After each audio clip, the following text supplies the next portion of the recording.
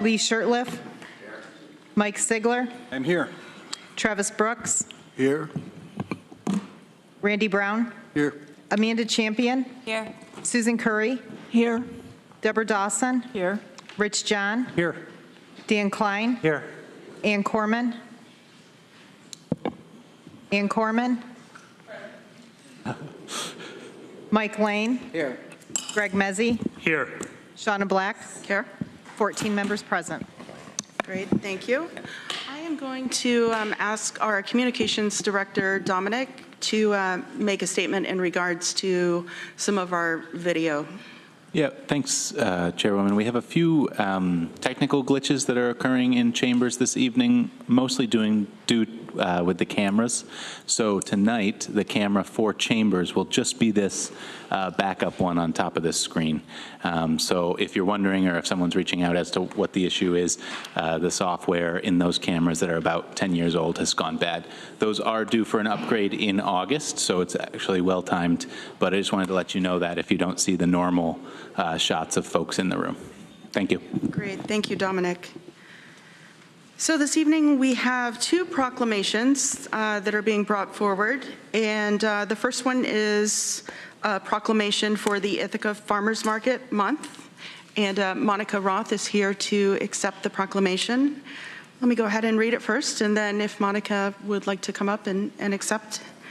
Whereas every year the U.S. Department of Agriculture proclaims the first week of August National Farmers Market Week to recognize markets for their contribution to small farm viability and food security, and for serving as a hub for community gathering, and whereas the Ithaca Farmers Market, opening in 1973, is celebrating its 50th year of continuous operation in 2023, and whereas the Ithaca Farmers Market is a leader and innovator in promoting local farms, food businesses, and artisans, where vendors within a 30-mile radius of Ithaca produce and sell products they grow or make, and whereas the market serves as an incubator hosting over 750 businesses in 50 years and enabling small new businesses to start up and thrive, and whereas the market is a world-renowned top visitor destination with 90 vendors attracting over 5,000 customers on busy weekends, and whereas vendor sales amounting to $5 million over the season contribute to the viability and expansion of farms and small businesses and to the economy of the county, and whereas market farmers and vendors have been responsive to customer demand for organic and sustainable products, for new products such as artisanal cheeses, dairy products and meats, mushrooms and common vegetables, perennials, specialty herbs, and cut flowers, as well as added value products, including fermented foods, sauces, cider, wine, and distilled beverages, along with a selection of international foods and handcrafted goods. And whereas market farmers participate in the New York State Farmers Market Nutrition Program, FMNP, and offer supplemental nutrition assistance programs, SNAP, transactions and incentives, increasing the affordability of fresh local produce, and they donate over 10,000 pounds of produce annually to food pantries and the Friendship Donation Network, improving food security for all. And whereas a visit to the Ithaca Farmers Market is a feast for the senses, where one-of-a-kind, unique, flavorful, colorful, artistic, handmade products abound, and where customers can see, smell, touch, and taste, as well as interact directly with the person who grew or made the items they are selling. And whereas this direct relationship between producers and consumers is rare in today's marketplace and adds to the unique waterfront market experience, bringing vibrancy to a public space and building community in an impersonal world, now therefore be it resolved that the Tompkins County Legislature proclaims the month of August in 2023 as Ithaca Farmers Market Month in Tompkins County, and further with August 17th, 2023 being the official anniversary party date. Tompkins County recognizes the Ithaca Farmers Market for 50 years of leadership in local farm and small business support, for product innovation and diversification, enabling farms and businesses to grow, for increasing food security for all, for creating a public gathering space that serves the local community and visitors, for strengthening the regional economy, and most of all, for being the heart of Tompkins County. In witness whereof, I, Shauna Black, have hereunto set my hand and cause to be affixed the great seal of Tompkins County, State of New York, on this August 1st, 2023.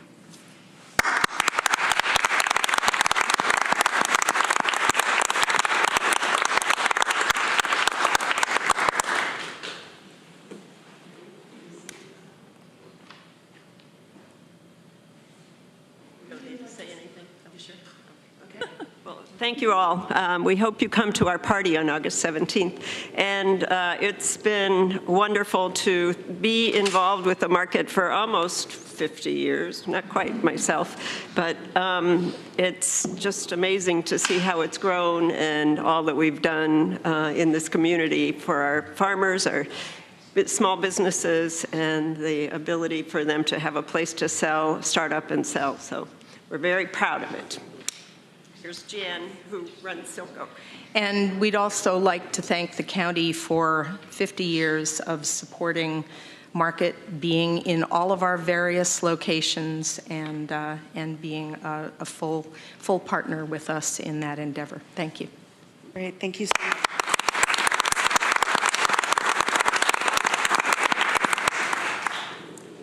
Next, I have asked Legislator Mike Sigler to read a proclamation to celebrate George Gus Isaac Day.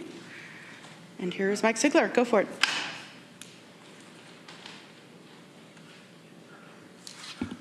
Hello, and thank you for having me. Whereas George Gus Isaac is turning 100 years old on August 10th, 2023, and whereas Isaac served in World War II and has been awarded the Bronze Star, Purple Heart, and Knight of the French Foreign Legion of Honor Medal, France's highest military honor, and earned the Division Patch, Overseas Patch, French Ribbon, Good Conduct Medal, World War II Medal, and Middle Eastern Campaign Medal. And whereas he served in Company L, 30th Infantry, 3rd Division in 9 countries in North Africa and Europe, served in 3 invasion forces, and served in the Battle of Colomar Pocket, rebuilding a bridge and with 2 comrades under continued enemy tank and machine gun fire, allowing Allied troops to retreat to defensive positions. And whereas upon returning from service, he's continued living in Lansing, worked at Cargill, and has been a vital member of Lansing, serving as a member of the St. George Orthodox Church and as a member of the Lansing Groton Masonic Lodge, and raising a family. So resolved that the Tompkins County Legislature proclaims August 10th, 2023 as George Gus Isaac Day in Tompkins County. In witness whereof, Shauna Black has set her hand and caused to be affixed the Great Seal of Tompkins County. So thank you very much.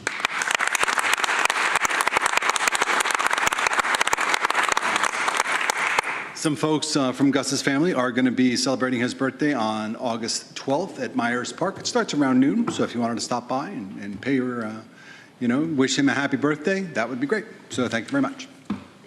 Oh, thanks. I will deliver. Thanks. Okay, now it is the segment. Actually, I would like to announce we will have an executive session this evening in accordance with Article 7, Section 105 of the Public Officers Law. Executive session is only appropriate for the discussion of F, the medical, financial, credit, or employment history of 2 different people or matters leading to the appointment, employment, promotion, demotion, discipline, suspension, dismissal, or removal of a particular person or corporation. Next, it is a segment where we will have the privilege of the floor, and we do have many blue cards that have been filled out. If you're interested in speaking on privilege of the floor, I would ask you to please fill out one of the blue forms at the back table that look like this and send them up to the front, please. We have many people that have signed up this evening, and I just want to go over a few rules. I would ask that we all stay to a 3-minute time limit, which will be displayed on this panel over here, so that we are able to give everyone 3 minutes. I agree to a 3-minute time limit. Number 1, I agree not to raise my voice. Number 3, I agree not to use lewd, obscene, profane, slanderous, or libelous language, or speak or act in a manner that would tend to incite a breach of the peace. Number 4, I agree not to speak about county personnel matters. Personnel matters include comments about the job performance of named county employees other than elected officials. Number 5, after 3 minutes, I agree to leave the microphone and yield the floor. Transferring time to another person is not permitted. And number 6, I agree that if I cause a disruption and am asked to leave, I will leave the chambers. The first person that we have is Zach Wynn. Thank you. Good afternoon. My name is Zach Wynn. I live here in the city, and I've been looking at the county's new feedback tool on the website for recommendations for the county. When you submit an idea, the user is limited to 500 characters, and this seems like a rather short and arbitrary limit to a solicitation for ideas. I would like to request that the character limit be raised to perhaps 1,500, assuming the design of the website allows for it. Looking at the feedback itself, there is a consistent sentiment expressed on the issue of public safety, that crime is out of control, that there is a lack of leadership in Ithaca, and that the reimagining public safety process has had a negative impact on law enforcement and first responder retention, recruiting, and morale. Observing this, the Ithaca Community Police Board meeting, it was explained by Acting Chief Ted Schwartz, by way of Second Wind Cottages Director Carmen Getty, that Ithaca has... Zach, you just have to be about 6 inches from the microphone for it to work. Okay. Yeah, thank you. That Ithaca has a national reputation as a good place to go if you want to live on the street. Living downtown, I'm seeing more and more people with unfamiliar faces living rough, picking through the trash, and openly using drugs. It is not uncommon to see someone smoking crack in broad daylight in downtown Ithaca. There is no indication that the city intends to address this growing crisis. There is a vacuum of leadership in Ithaca City Hall, and I ask the legislature, how many more people have to die before action is taken to address the out-of-control situation in the city? The number is not zero. Recently, a woman in crisis had a mental health incident that culminated in her stripping nude in an Immaculate Conception church armed with a knife. Everything about this woman's behavior indicates she was in a drug-induced psychosis. Law enforcement had been dealing with her all night with no mechanism to help her get off the street. There are dozens of people in a similar state in this town. More come by the day. And ignoring this crisis is the opposite of compassion. I ask you to please do something. Thank you. Thank you. I would ask that future speakers speak at the 2 microphones back there. They're just more consistent. This one is very finicky. The next speaker is Alex Nading.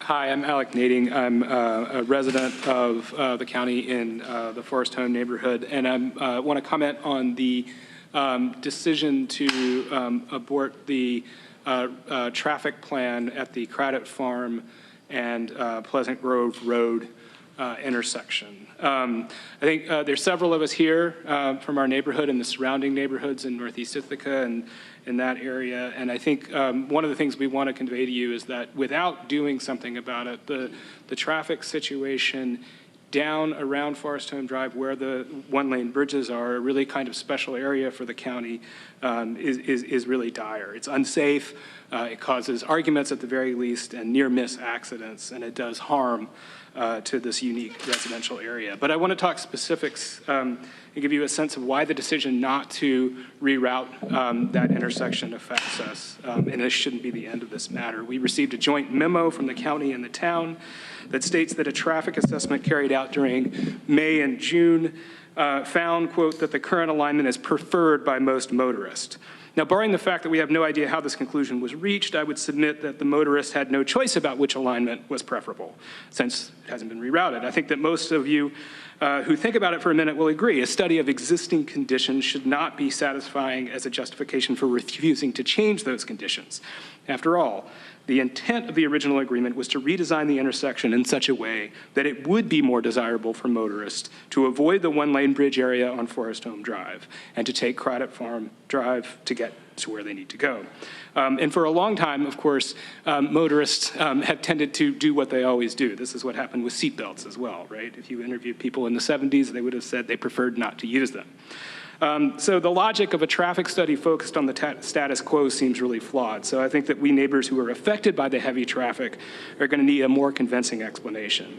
Another clause in the memo said that plans for the redesign were determined as not preferable due to pedestrian and motorist safety.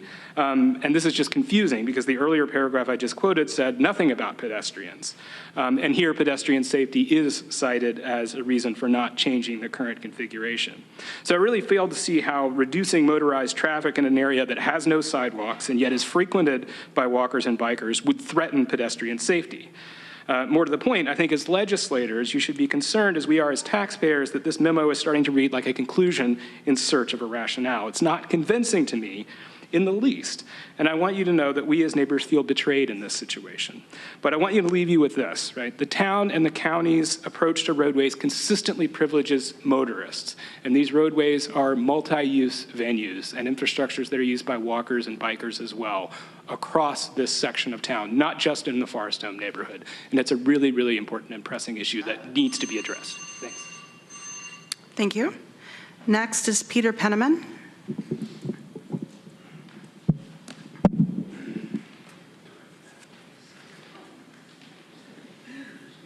Madam Chair, I just want to mention that Peter is a former member of the Tompkins County Legislature. And nice to see you again, Peter. Thank you. Now I'm going to be redundant when I mention it as well, but it's good to see you all. And I did serve here about 18 years ago, but I had to leave so I could manage my business full time. But having sat in one of those chairs for many years, for 2 terms, I can appreciate the work you do and all the time it takes, including the time it takes to listen to me and all of us here tonight. Tonight, I'm here to talk about Seneca Meadows. I live in Enfield now, and I'm a member of several local and regional environmental groups. And I'm very concerned about the decline in water quality that we're seeing in many lakes, including Cayuga Lake. And by the way, I have a whole list of issues with the DEC if you want to talk sometime. This discussion reminds me of some others that we had 20 or 30 years ago. In the early 1990s, we developed a new approach to recycling and reuse, and that was when we built the transfer station that we have today. As you can imagine, we spent an extremely long time talking about how to pay for both the trash and the recycling programs. And here's something I don't often disclose. To help pay for those new facilities in the 1990s, I worked for the county as a financial analyst and later on staff to help create the solid waste fee that we still have today. As for Seneca Meadows, I agree with many of you from 2 weeks ago that this resolution is not perfect. It's really more symbolic than it is practical. It was drafted this way really to go to many towns and counties in our region. So why should we close Seneca Meadows landfill? Seneca Meadows alone produced 66 million gallons of landfill leachate in 2022. You've heard from others that this leachate is quite toxic and it should probably be considered hazardous waste. Like most landfills, Seneca Meadows has no capacity on site to treat the leachate. Seneca Meadows sends theirs to public treatment plants all over the state, Buffalo, Chittenango, Steuben County, and Watertown, among other places. And guess what? None of those municipal treatment systems are designed to fully treat the leachate as well. The resulting effluent ends up in our waterways and in many of the lakes of New York State. To sum this up, we need landfills that are more modern in design. At the very least, they will need to have a leachate processing facility on site to remove the PFAS and other toxic chemicals. Thank you. Thank you. Next, we have Sarah Hess.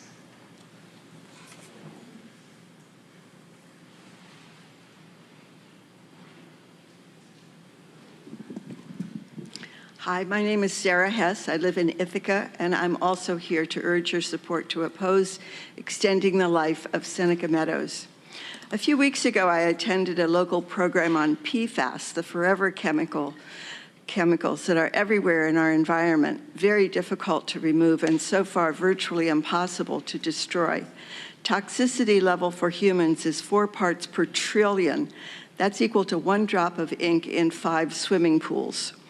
PFAS increases the likelihood of cancer and disease.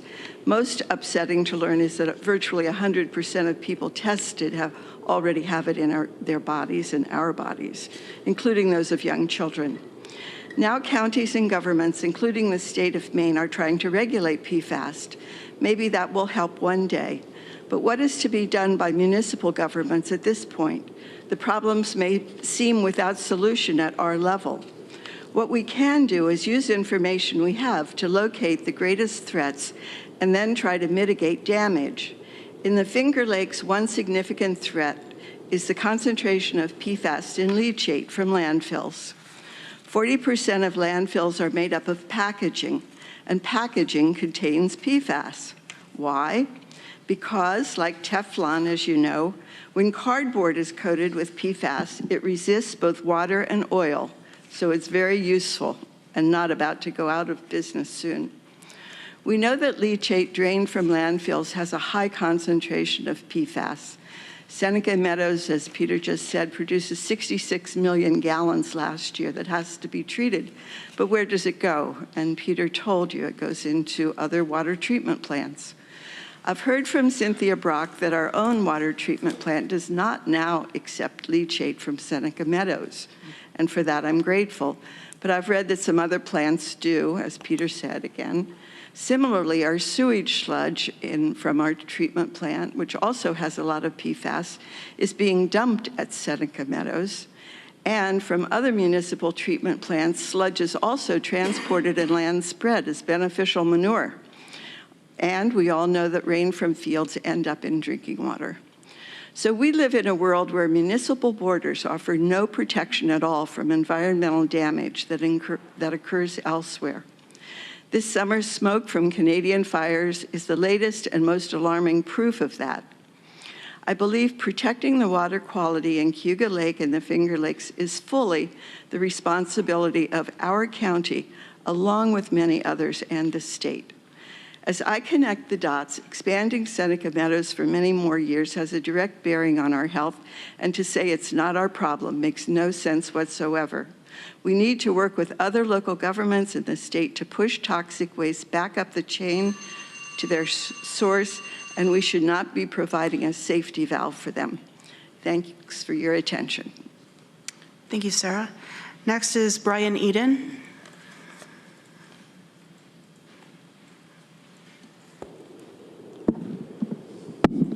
Thank you. I wish to refocus my remarks on the argument that I was developing at the last legislature meeting. We can't afford to deny the evidence and delay a response to the management of toxic waste as we have done with regard to climate change. From the moment that James Hansen reported his findings on global warming in the early 1980s, constructive action in response to this existential threat has been slow in developing.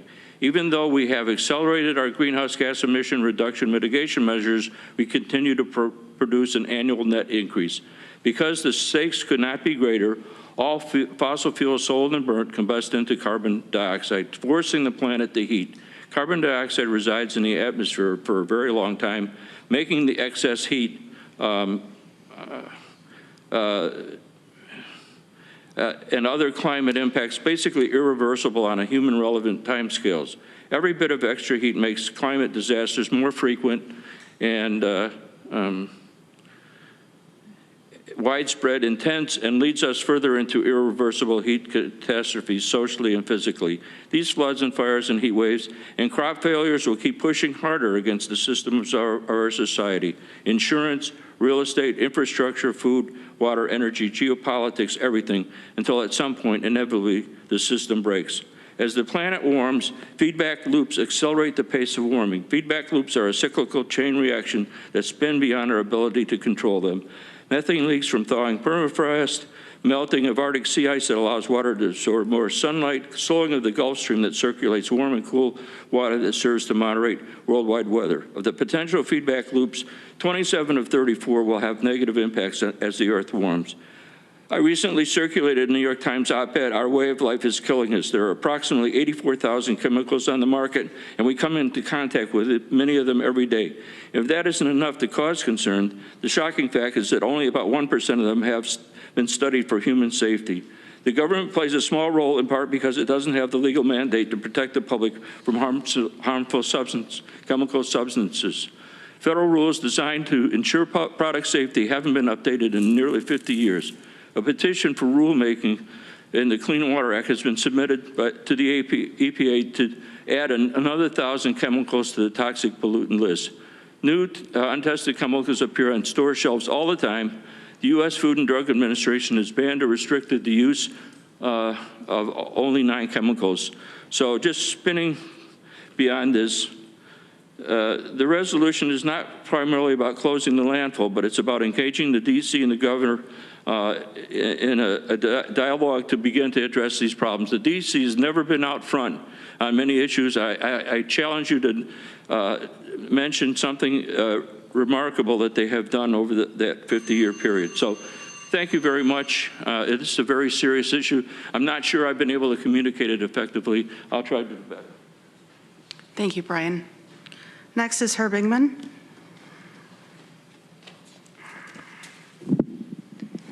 Good evening. I'm Herb Engman, and I'm president of the Forest Home Improvement Association. And we were very disappointed to learn that the Highway Department, the County Highway Department, has once again recommended against a realignment of Craddock Lane and Pleasant Grove Road. For 15 years, Cornell has planned this. It was in their campus plan, and the community has relied upon that promise to realign it. And for at least the past 5 years, the town of Ithaca, Tompkins County, and Cornell have agreed that it should be realigned. Now, all of a sudden, all that's out the window for reasons that have not been adequately explained to us, and for which we are greatly disappointed. Now, we hear that there may be another study done for the realignment of the intersection, which is a great idea. We'd love to see that if it includes at least a couple more alternatives to the realignment that might be more acceptable to the County Highway Department. So we're looking forward to that study and getting some better realignments put forward. And I would like to remind everyone that Cornell has put up $2.5 million for this project. It's almost impossible to get Cornell to put up $2.5 million for a project on a public road. And we need to take advantage of that because there's a lot of work that still needs to be done. And if we don't get any success through the realignment, then there's going to have to be a lot more money spent on other things to protect the public.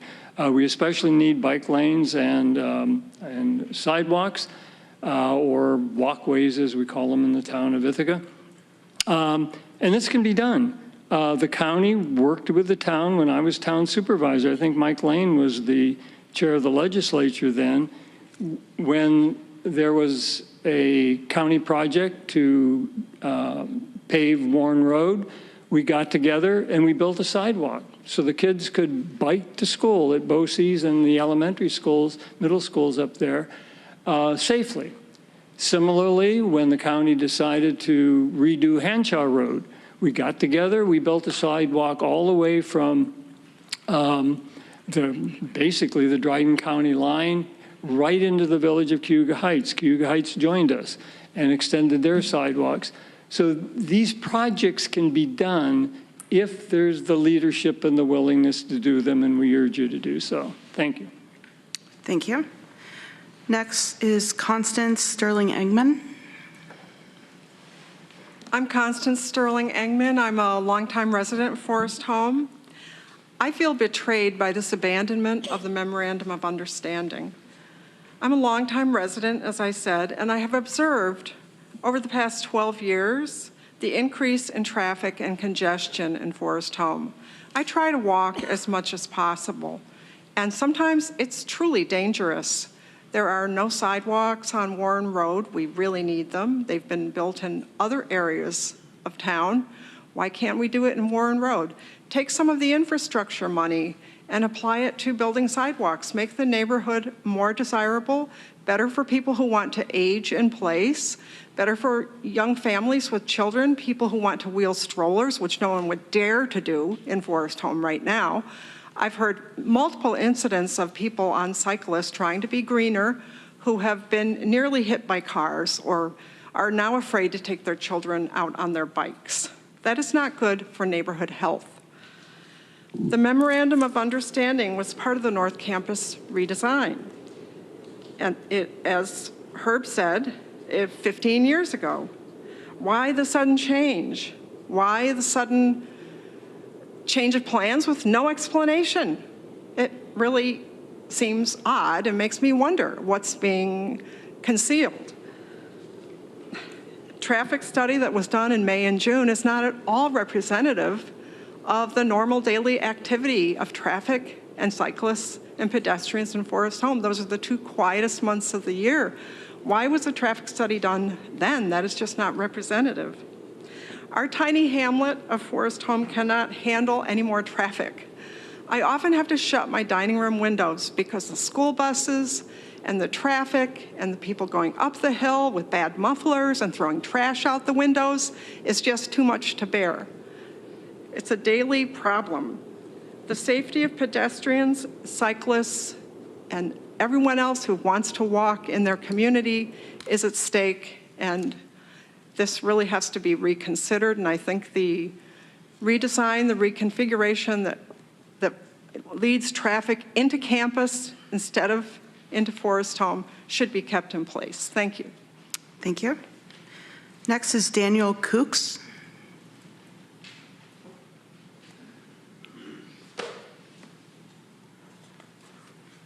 Thanks, folks. My name is Pete Laux. I also live in Forest Home. I want to second what everybody has already said about the Credit Farm issue and what everybody's going to say about it. And to urge you, if it's possible, to avoid Forest Home becoming a throughway for all the reasons that have already been stated. As a postscript, I'm not a particular fan of this kind of a communication because I'm not getting any feedback. And I've been involved in decision-making a lot in different ways. And I know that there's always trade-offs involved. I mean, there are pros and cons to any decision that is made. And it would be nice, I think, if at least people in Forest Home were more aware than I think they are of all the pros and cons that you folks have to consider when you make a decision to do what you want to do with regarding the traffic in Forest Home. Thanks very much, folks.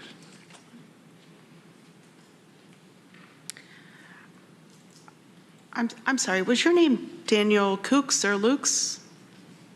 Yeah, it's pronounced Laux. Okay, sorry about that. Okay. Laux. Okay, thank you so much. Okay, Jennifer Lux?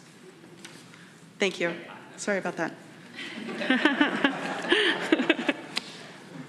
That was great pronunciation. Just like my father, I would like to second what my fellow neighbors have said. My name is Jennifer Laux. I live in Forest Home. I'm disappointed that the town and the county have made a decision to conclude the memorandum of understanding that would have realigned Credit Farm Drive and Pleasant Grove Road intersection. I'd like to speak to one issue that was raised in the memo that was published on the county's website. Specifically, the memo said that the MOU about which we've been speaking was developed ... with the initial goal of directing more traffic destined toward Cornell's campus and away from the Forest Home neighborhood, though it was found that no design options would have that desired effect. And maybe Alex spoke to this already, but it's my understanding that Cornell's consultants proposed 2 redesign options. And once again, the joint memo says that no redesign options would have had the desired effect. Is 2 proposals sufficient to conclude that none would have had the desired effect on traffic reduction? So at the risk of being redundant, it's unclear to me whether the 2 redesign options that Cornell's consultants proposed were absolutely the only 2 that were possible at the intersection site, or whether, instead of abandoning the memorandum of understanding, it would have been possible for the 3 parties, the town, the county, Cornell, to sit down, explore other options, or work on modifications to the 2 that had been proposed in order to take pedestrian safety and motorist safety better into account while still ensuring that Cornell-bound traffic was diverted down Craddock Farm Drive to the best of our abilities and away from Pleasant Grove Road. And maybe the last thing I'll say is that I've learned recently that the town and the county have agreed to hire a consultant to complete a third-party look at the intersection and the decisions that have been made so far related to the MOU. And I would like to be optimistic, but I'll be very honest, and I don't say this bitterly, but my first very cynical knee-jerk reaction was, do we really need more studies, or do we need greater political will? Thank you very much. Appreciate it. Thank you. Next is Ruth Marr.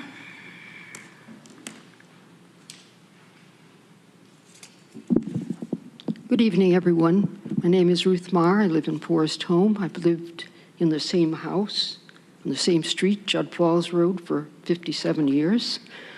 I'm going to take a bit of a different tack here. I'm not necessarily going to quibble with the county highway department in backing out of an agreement. But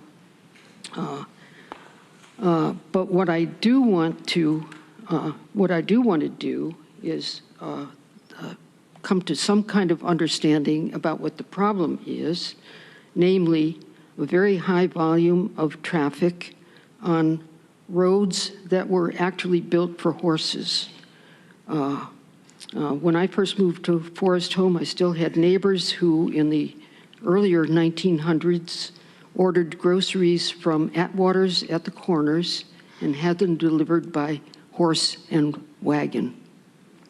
Those same roads now are being used for major traffic, like major thoroughfares. Not only that, they're being mixed with the high volume of traffic is being mixed with pedestrians and cyclists on infrastructure that is totally inadequate for that. So what I'd like to do is that we agree that that's a problem and agree perhaps that, or I'd like to advocate for a cooperative effort to find solutions, a solution to that problem that will be implemented. Cooperative among town, county, Cornell, Forest Home, and any other interested parties, that we come together and find a solution. Occasionally, I've had some occasion to do an informal traffic count from my house.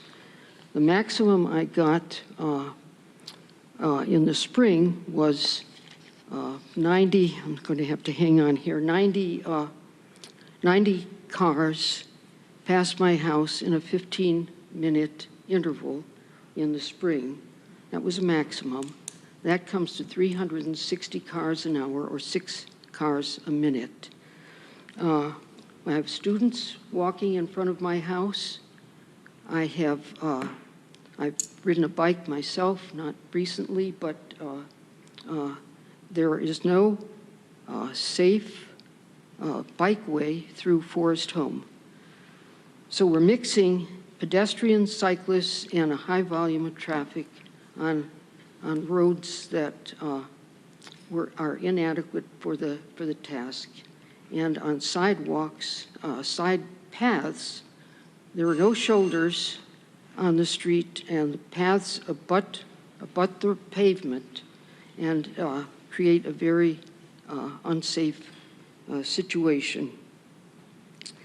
So, in conclusion, I'd like us to begin to put livable communities and pedestrian and cyclist safety ahead of fossil fuel burning cars. Thank you very much. Thank you. Next is Jeffrey Hayden.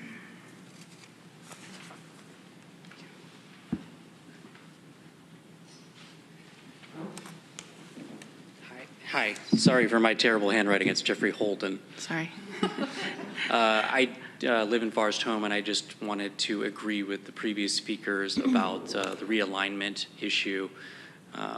My daughter goes to the preschool that's on Pleasant Grove Road, so we drive up and down that road multiple times. It's a dangerous curve. If you've ever driven, it's a beautiful curve.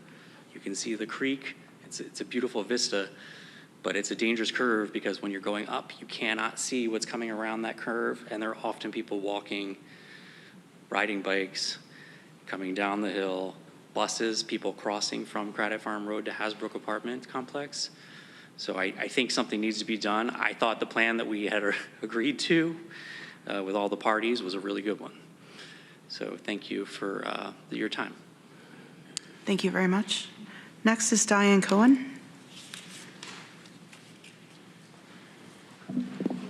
Hi, everyone.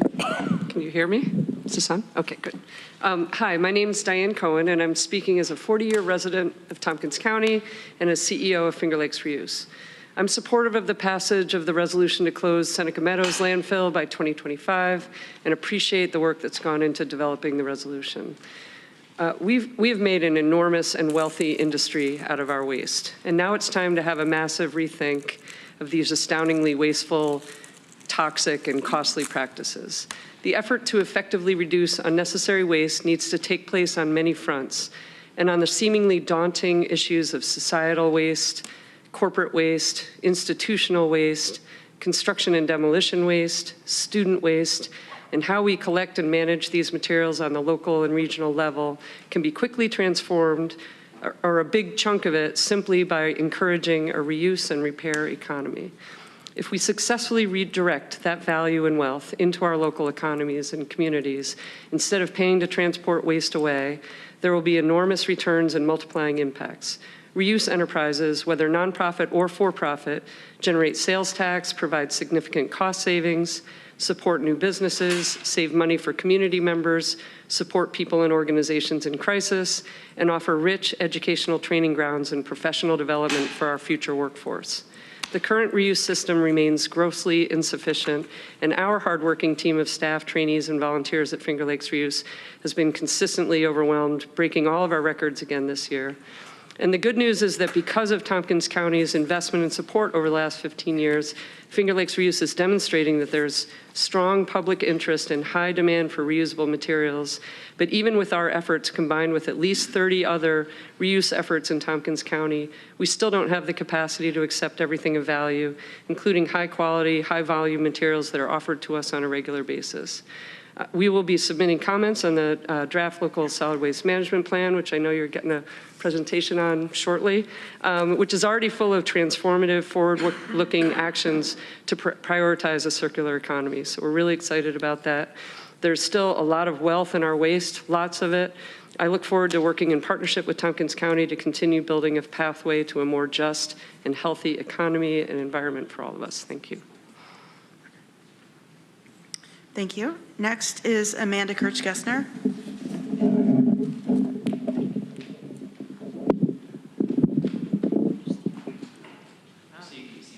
Got it. Thank you. Oh, I'm going to go over there, actually.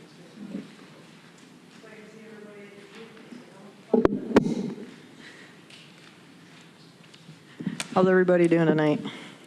I'm Amanda Kirch-Gessner. I live at 4471 Jacksonville Road in the town of Ulysses. And in answer to your question, do we need more studies or more political will? I'm just going to lob a guess here, but we probably need more staffing so we could provide better services. That's just a thought, though. Typically, they kick it to consultants when they don't have the people to do it in-house. So we keep spending money on outside agencies as opposed to investing and having people on staff to do it. Just a thought. But I'm actually here tonight to discuss rethinking waste in Tompkins County. I don't know how many of you have read those 192 pages. I haven't. If anybody wants to raise a hand if they've read all of it, bonus points. I'll buy you lunch if you've read it twice. Yeah, exactly. How many? Exactly. It's a lot. And there's a lot of people in our community who've been thinking on this issue for quite a while. But just in terms of how I might rethink waste in Tompkins County, it's all about how much energy we're putting into getting food to the table and actually building housing that people can afford to live in, right? It's all about closing the loops. So real social security and real public safety comes from having access to fresh local food and a safe place to sleep at night, okay? And that's how you actually begin to reduce waste. You stop relying on global supply chain, start leaning into local supply chain, absolutely reusing as many things as possible. There's a lot of excess. Yeah, it's about helping people meet their neighbors, because maybe people could share a lawnmower. We don't all need a lawnmower. Maybe people can share, you know, a car. I mean, I guess that's a really grand idea, but we do have car share services. But it's like, how can we help conduit people into building relationships with their neighbors so that if they need resources, they're not afraid to ask their neighbors? Or even better yet, how do we get neighbors who have resources offer to share their resources with people who don't have them? Because there's a lot of people in our community who have a lot of resources and they don't necessarily share them. I don't need to name names, but we have a neighbor that lives on a hill. They've got billions of dollars in their endowment. I haven't looked it up recently, but I've heard it's climbed up to over $14 billion, which is incredibly a lot considering it was only $7 billion before COVID. So, yeah, I don't know. There's a lot of resource here. There's a lot of resource that could be shared here. And please be kind and love your neighbor, and please do whatever you can to help your neighbors meet your other neighbors, because that's how local government actually works. Thank you. Thank you. Next is Valerie Hans. Hi, I'm Valerie Hans. I live on Warren Road, and I am treasurer of the Forest Home Improvement Association, and along with others who you've already heard from, I'm here to represent my neighbors and express our continuing concern about traffic through our small, lovely community, which presents the dangers to pedestrians and bicyclists that you've already heard some about. It really was so disappointing to hear about the changes of realignment through a newspaper, a local newspaper, not actually more directly. Especially concerning that it was based, at least in part, on traffic studies in non-representative times. I mean, Cornell graduation and June in the summer. Perhaps there was just a rush because it was realized, oh, if we're going to do this, we got to get some traffic studies in. But obviously, it's necessary, should there be additional work on this and study on potential alternatives, to choose times that are typical for our community.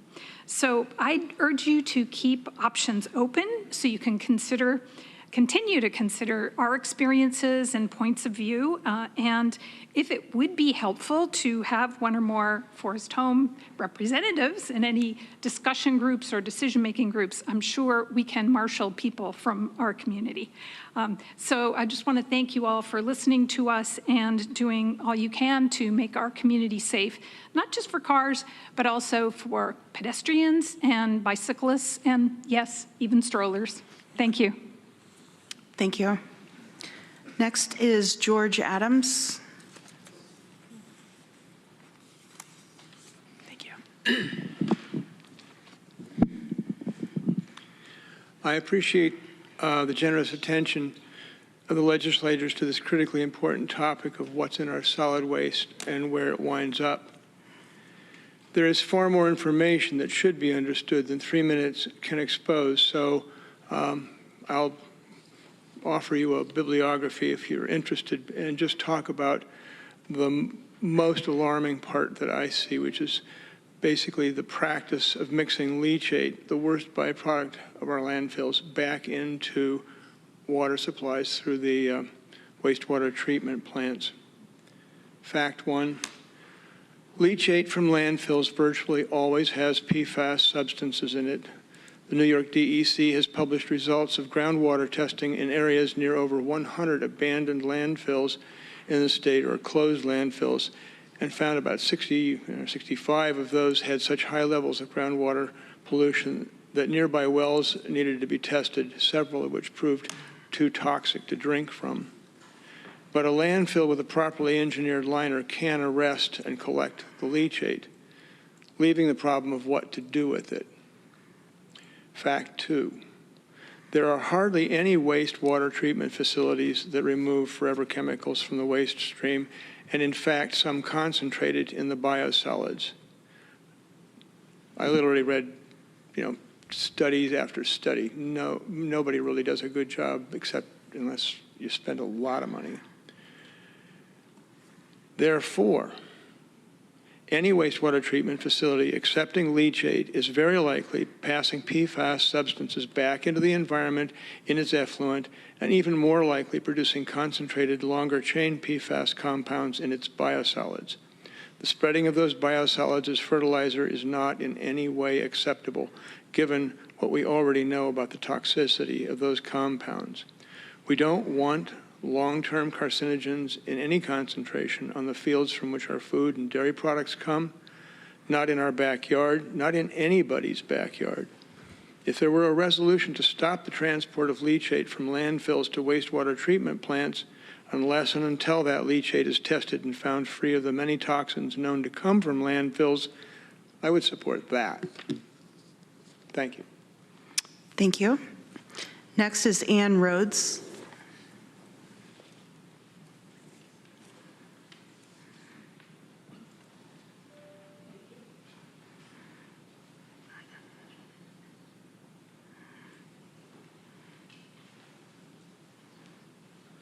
I'm Ann Rhodes.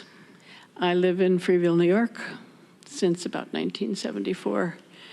I'm concerned about our water.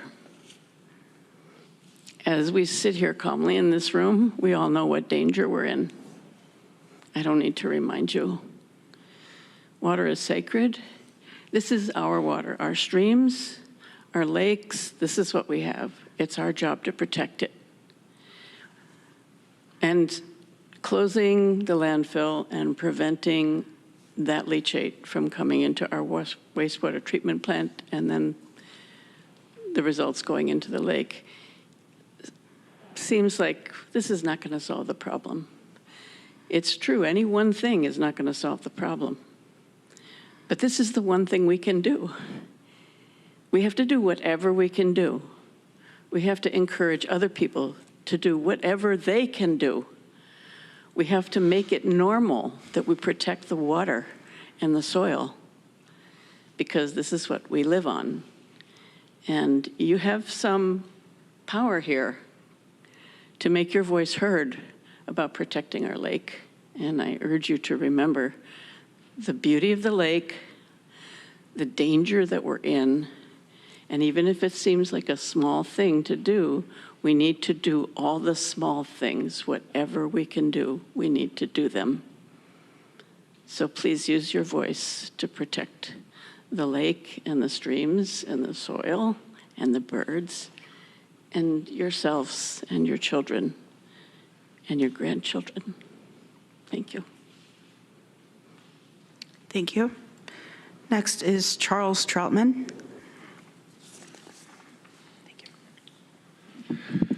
Good evening. I'm Charlie Troutman. My wife and I have lived in Forest Home for 45 years this summer, and I'd like to also add my voice to my neighbors who have been talking about Pleasant Grove Road.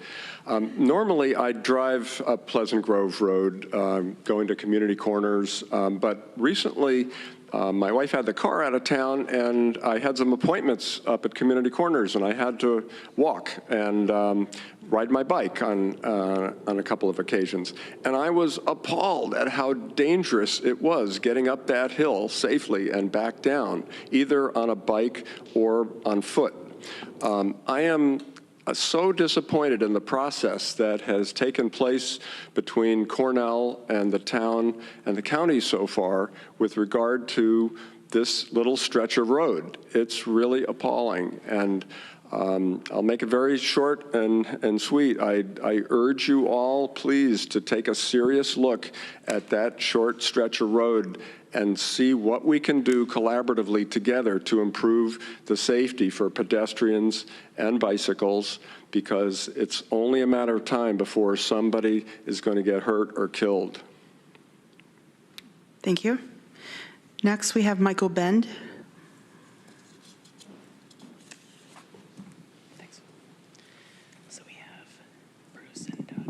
Hello, Michael Bend. I'm also a resident of Forest Home, a longtime resident there, and I'm here tonight just to add my voice to those of my neighbors expressing concern about the county's decision with regard to the memorandum of understanding with regard to the realignment at North Campus. I don't have much to add other than to say that I share all the concerns that my neighbors have expressed, and also I've been very involved in the Forest Home Improvement Association over the years, and I know that memorandum of understanding was constructed as the result of quite a bit of work and labor by all of the stakeholders, and it offers a real opportunity to solve a very, very pressing community need. Thank you. Thank you. Is there anyone else here to speak on privilege of the floor? Dominic, do we have anyone online? Yep, we have three. Someone by the name of US Reduces, but I don't know what their account is. I can start with them. Okay, sure.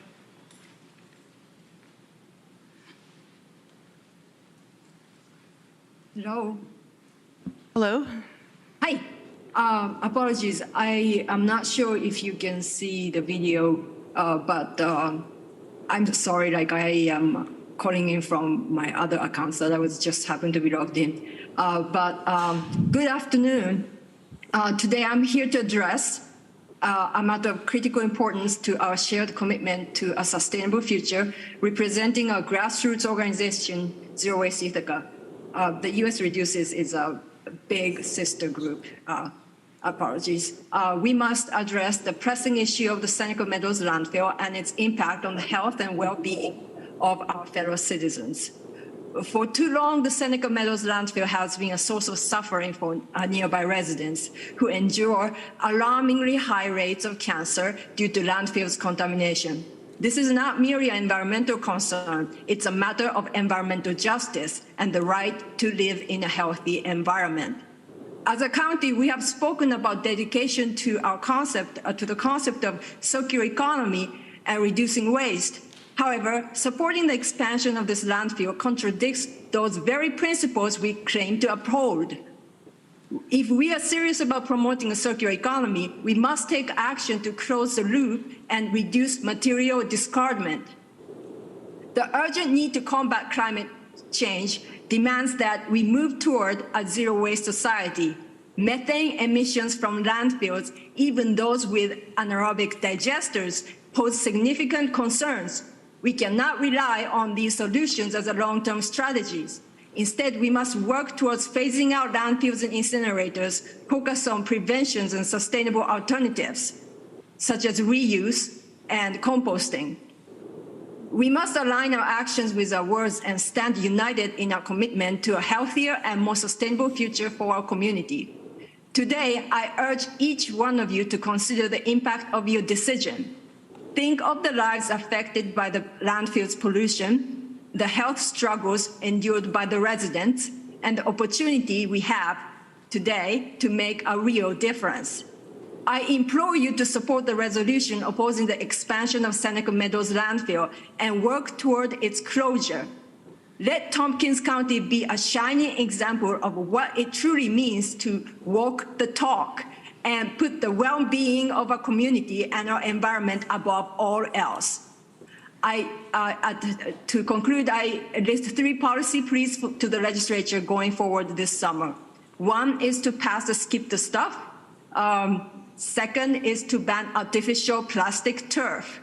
And 3 is to ban the land application of sewage sludge and its export from our county for the same purpose.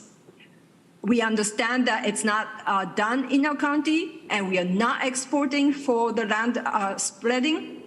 So I do not expect that there is any issues of creating a resolution calling on the New York State Legislature to ban this horrendous practice. Thank you for your time and consideration. Thank you. Next is Bruce and/or Doug Britton.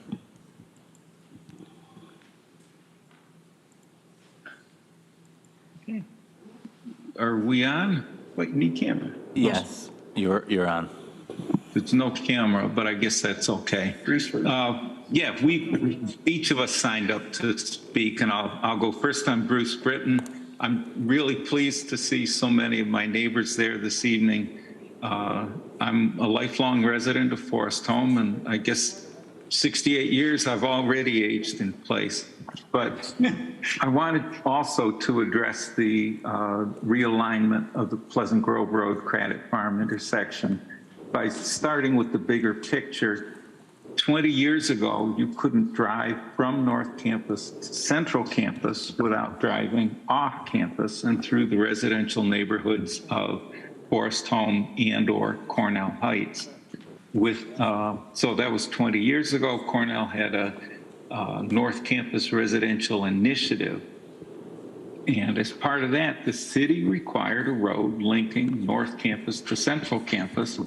And that's the Craddock Farm Drive that you see today. And that's good. But the intersections at the ends are awkward. They're left turns at stop signs. And traffic on Craddock Farm Drive does not have priority at either end. And the road is underutilized. A couple of years ago, with the Cornell's North Campus residential expansion, the town required realignment of the Pleasant Grove Craddock Farm intersection to facilitate the use of that road, having Cornell-bound traffic making the turn on and off of Craddock Farm easier.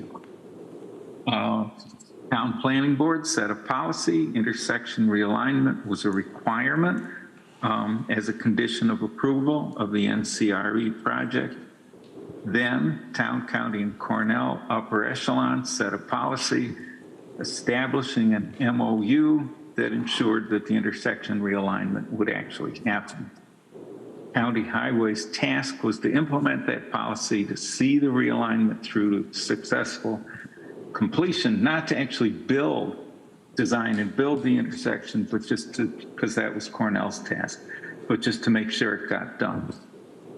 Now, apparently, County Highway is expressing reluctance and trying to subvert the policy that was set by Town, County, and Cornell. Now, as I understand it, your job as legislators is to see that staff follow through with obligations. And if Cornell hasn't come up with an acceptable plan, then it's back to the drawing board. It's not that hard. I mean, the roundabout made sense. It got rid of the stop signs. So, just do it. Doug and I are engineers. We're happy to help if we can. But looks like I'm out of time. And thank you. And Doug had also signed up to speak. So thank you. Thank you. Oh, boy. My turn? Your turn. Okay, thank you. Guess what? I'm Doug Britton. Thank you for listening to all of us. When Cornell proposed the North Campus residential expansion, the Town of Ithaca Planning Board said, well, okay, we'll let you build your dorms, but in turn, we want you to rebuild the Pleasant Grove Road, Craddock Farm Drive intersection so that more traffic takes Craddock Farm Drive so as to divert traffic that's bound for Central Campus, divert it so it doesn't go through Forest Home, but it uses a Cornell Road to get there. And Cornell said, sure, we'll do it. And the town said, well, we need a guarantee you're going to redo that intersection. So the guarantee was the MOU, a memorandum of understanding between the town, Cornell, and of course the county, because the county owns the intersection. And the purpose was to guarantee that that intersection would get built and that there was no backing out. And if you read the MOU, which I strongly recommend, you will find that there is no way to back out of this commitment. And, that's fine. Intermunicipal cooperation is a good thing. And without it, Cornell would not have gotten its dorms. So Cornell now has a legal obligation to realign that intersection. And the county has a legal obligation to let them do so. That issue has already been settled. So the question is not whether to realign the intersection, but rather which realignment design will best facilitate the shifting of traffic from Pleasant Grove to Craddock Farm Drive, and therefore from Forest Home to Cornell, which is in fact the purpose of the whole project. That has not been settled, the actual intersection design. But as Bruce mentioned, traffic circle has potential. They have the advantage of being able to accommodate any traffic distribution equally well, because that can change over time. If you read the MOU, you will find that the Highway Department's role is to coordinate with the town and with Cornell in the design of the intersection and to facilitate construction. And I guess, as Bruce pointed out, your role would be to ensure that the Highway Department faithfully performs its role as defined by the MOU. If the county wants to hire a consultant to help determine which realignment would be most effective at shifting traffic, that's probably fine, but Cornell is the one who's officially responsible for hiring consultants, so they might have to be the ones to pay. So, conclusion, it's time to get this project moving again. Realigning that intersection is really a necessary step in the long-term transition to having Cornell accommodate more of its own traffic. So I look forward to a reinvigorated effort to design an appropriate intersection, maybe a traffic circle or whatever, and to having Cornell and the county fulfill their legally prescribed obligations. And I thank you very much. And you brought it in. Thank you. Thank you. And we have one more speaker tonight, Yvonne Taylor. Yes, good evening. I have come down with a nasty summer cold and have submitted my statement to Ann Corman, if it's possible for her to read it for me, please.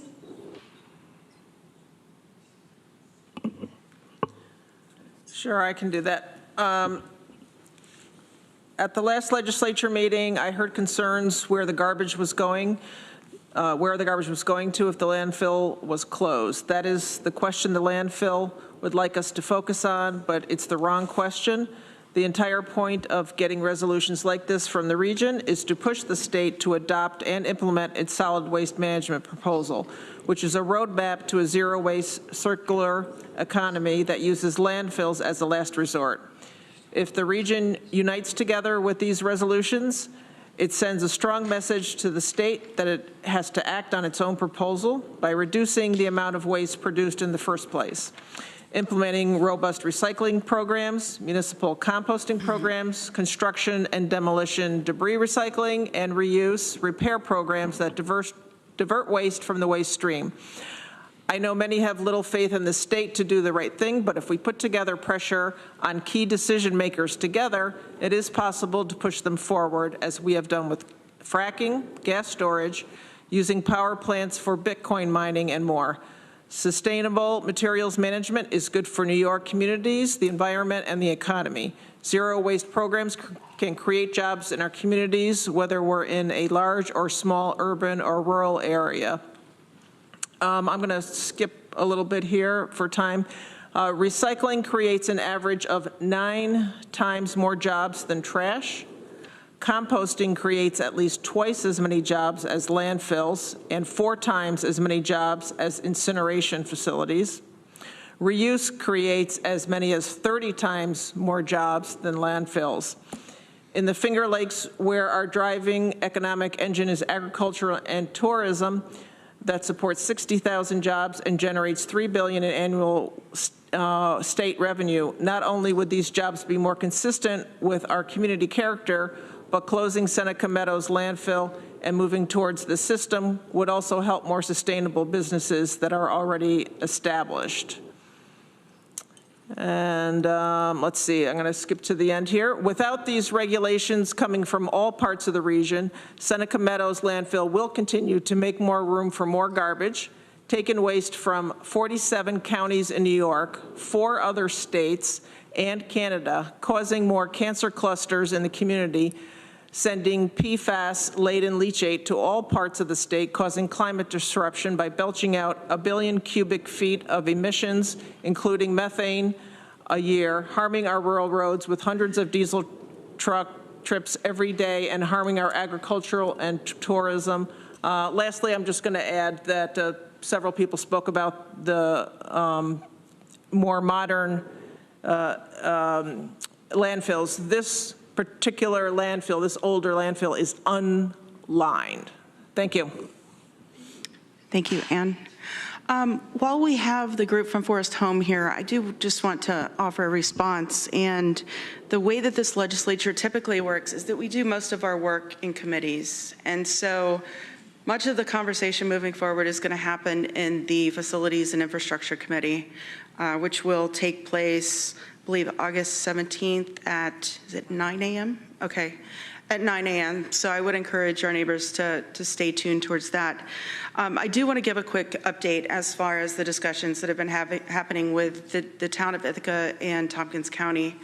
And this has just happened over the past few days. It has been discussed that we would hire a consultant.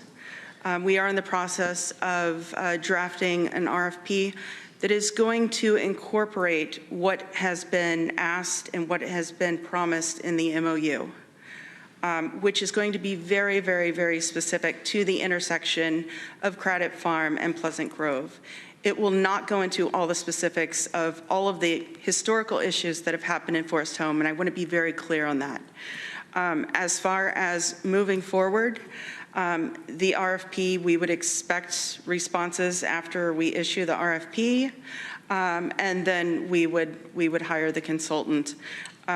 The cost of that, of the hiring of the consulting firm will be split, half of it being paid by the town of Ithaca and half of it being paid by the county. The reason for this, and I know that the Britton brothers had mentioned that Cornell should pick up the tab.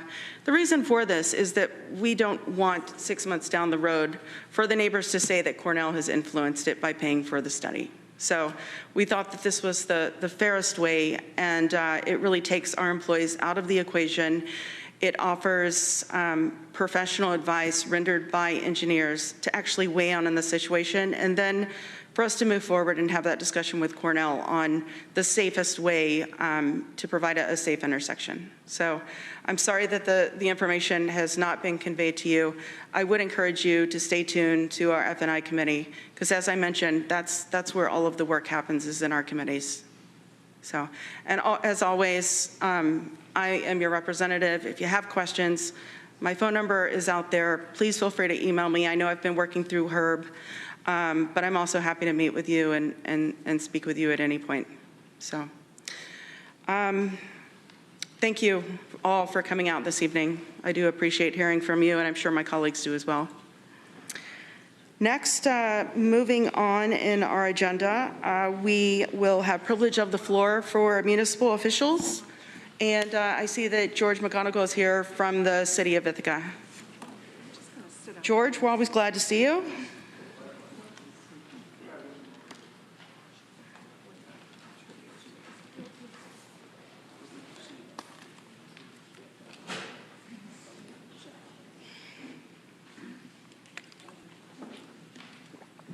Thank you very much. Good evening, everyone. A lot of articulate speakers before me, so we're going to have to take it down a notch in quality. Here are the things that the city is working on right now. Our August council meetings tomorrow, and the big thing we're focused on is hiring a city manager, and the job description of the city manager and all the ancillary things about the city manager, the pay range, how the city manager is hired, how they could be fired, all those things. That's one thing. The other thing we're going to be dealing with tomorrow is talking about spending another $3 million on the Ithaca area wastewater treatment facility. We've spent a lot of money recently, us and the town of Dryden and the village of Cayuga Heights, to repair the digesters. It's like a pickup truck with 350,000 miles on it. You fix something and you discover there's other things that are seriously wrong. And there are other things that are seriously wrong. My favorite is the boiler zone, is the waste gas burner which is supposed to be separate from any combustible area and is supposed to have a automatic ignition gizmo, and it sits on top of the facility and it has to be lit by hand currently, which is something I want to see before they fix it, actually. So that's going to cost a lot of money. There's several things that will be fixed, and if we approve of this, it's going to cost a little over $3 million. The third thing I'll bring you up to date on is the work of the city task force assigned to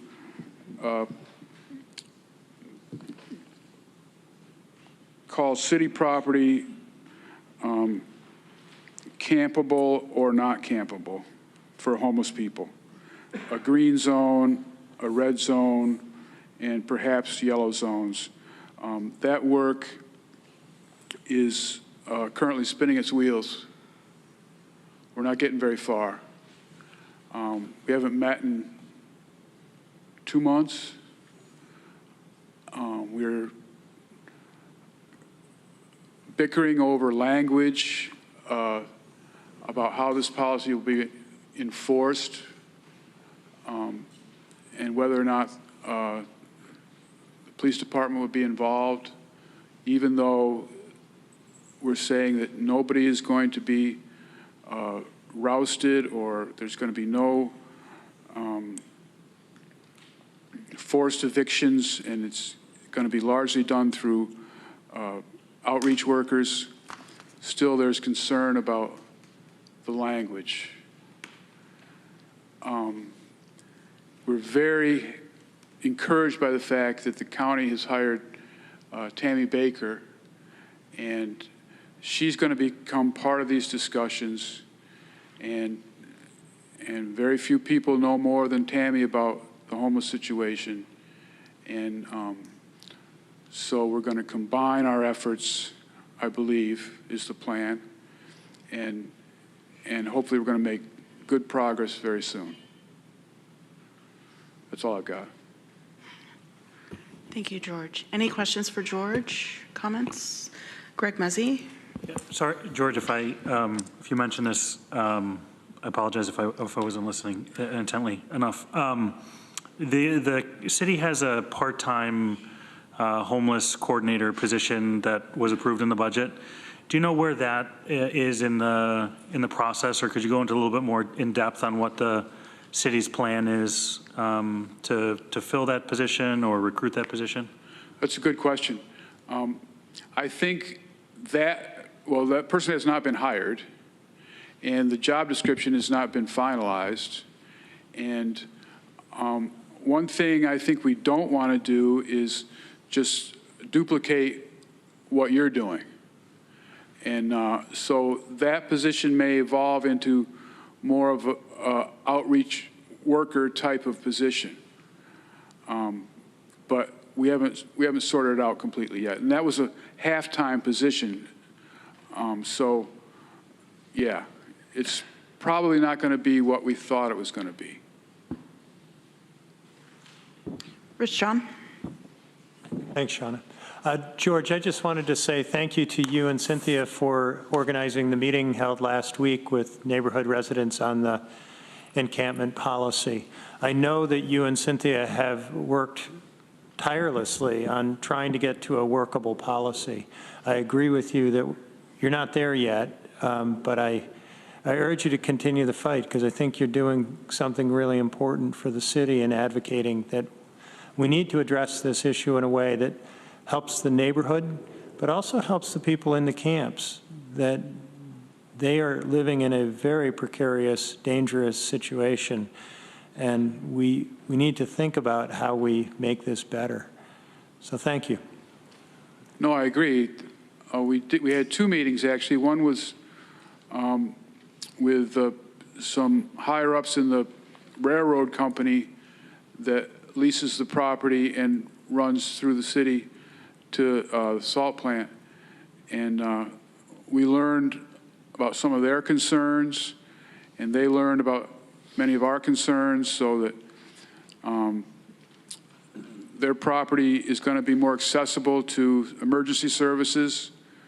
And we did have this meeting at the Eagles Club with primarily local residents at Nate's Floral Estates and also at our house, as well as a few West End business owners.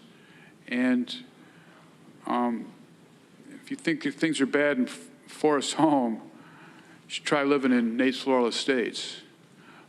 People are under siege, as are many of the people who live in the encampments. The crime towards them is increasing, it's violent, and yes, they're residents of the city of Ithaca as well, and of Tompkins County as well, and we need to make things safer for them, for everybody. Thank you. I have Mike Lane and then Mike Sigler. Hi, George. I just wanted to hand out a compliment. I want to compliment the city street department on their reconstruction of Day Street and going on and also reconstructing Lincoln Street. Those bone shakers for several years have been a real nuisance, and it hasn't been a good thing for the people coming into the city of Ithaca to cross as they enter.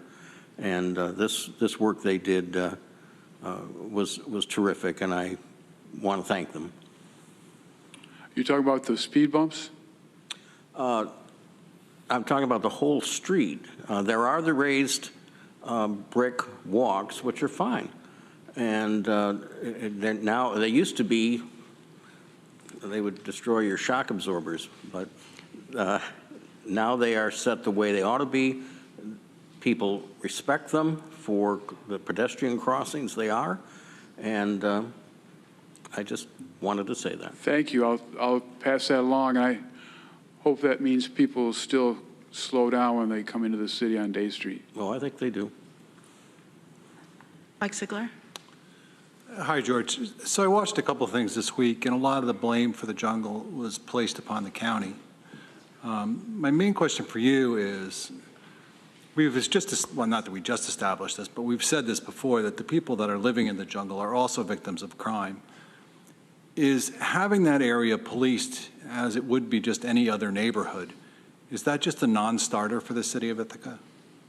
I mean, if someone's a victim of crime in the jungle, I don't know why that crime would be treated any differently because it happened there or as if it happened in Forest Home. And we generally send police to crime scenes. So I guess that's my question. Is that just something that we cannot find 6 votes for on the city council? I'm not sure what you're saying. If you're saying that the police don't respond to serious crime in the jungle, you're mistaken. Well, that's not really what I'm saying. I'm saying we've said before that other people have said on the city council that they don't want to have police kind of going in there. Now, they say to rouse people, but fine, not to rouse people, to actually respond to crime, to police the area, to have a presence. I mean, I know we're low on numbers, but, you know, it's kind of like when you wanted to put the trailer in there. It was to have a presence there. I guess I'm wondering, is there you had said earlier that there's resistance to have police kind of go in there. Well, maybe I wasn't clear.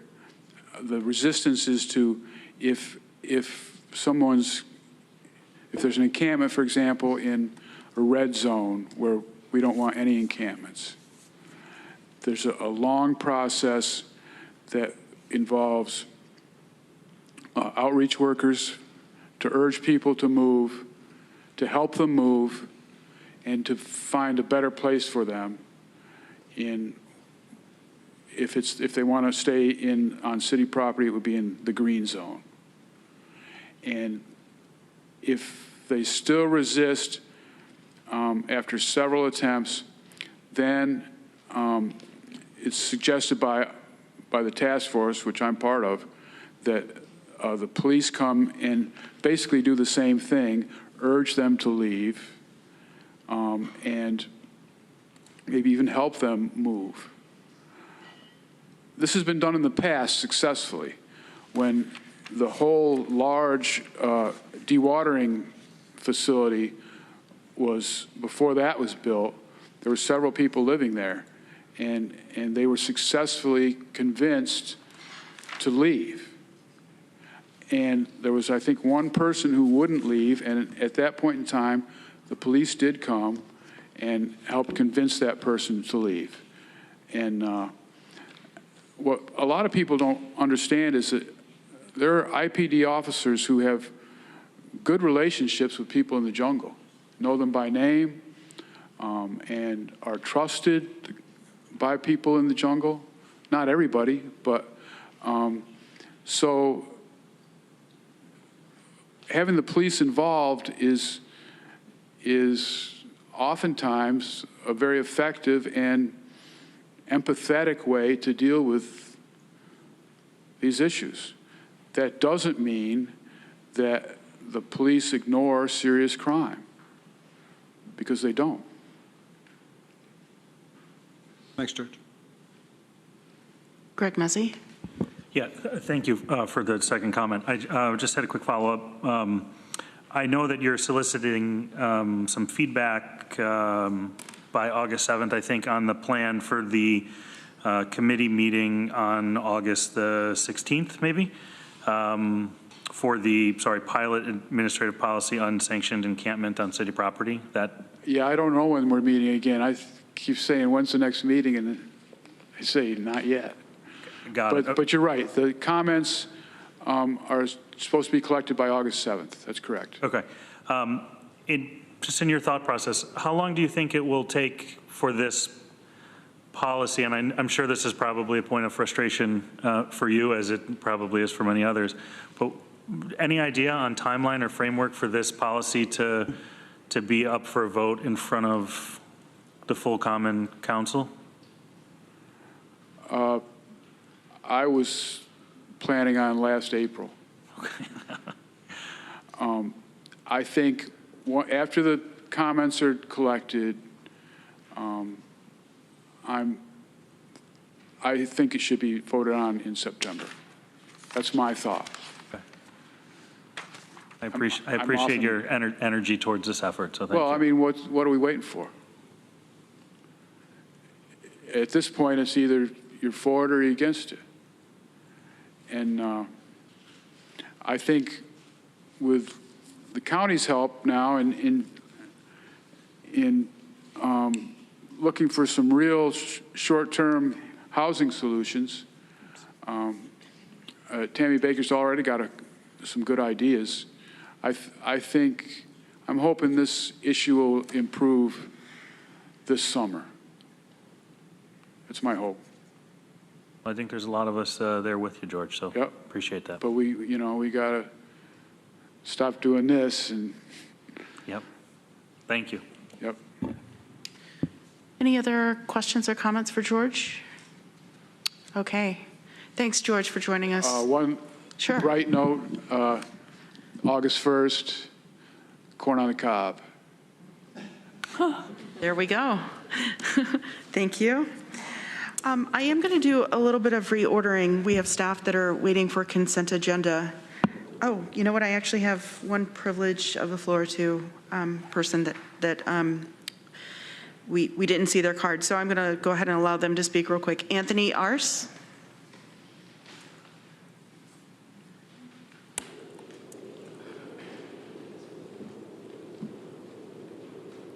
Thank you for the opportunity to speak. I'm here to speak on behalf of the resolution of this body to vote against the expansion of the Seneca Meadows landfill and extending its lifetime.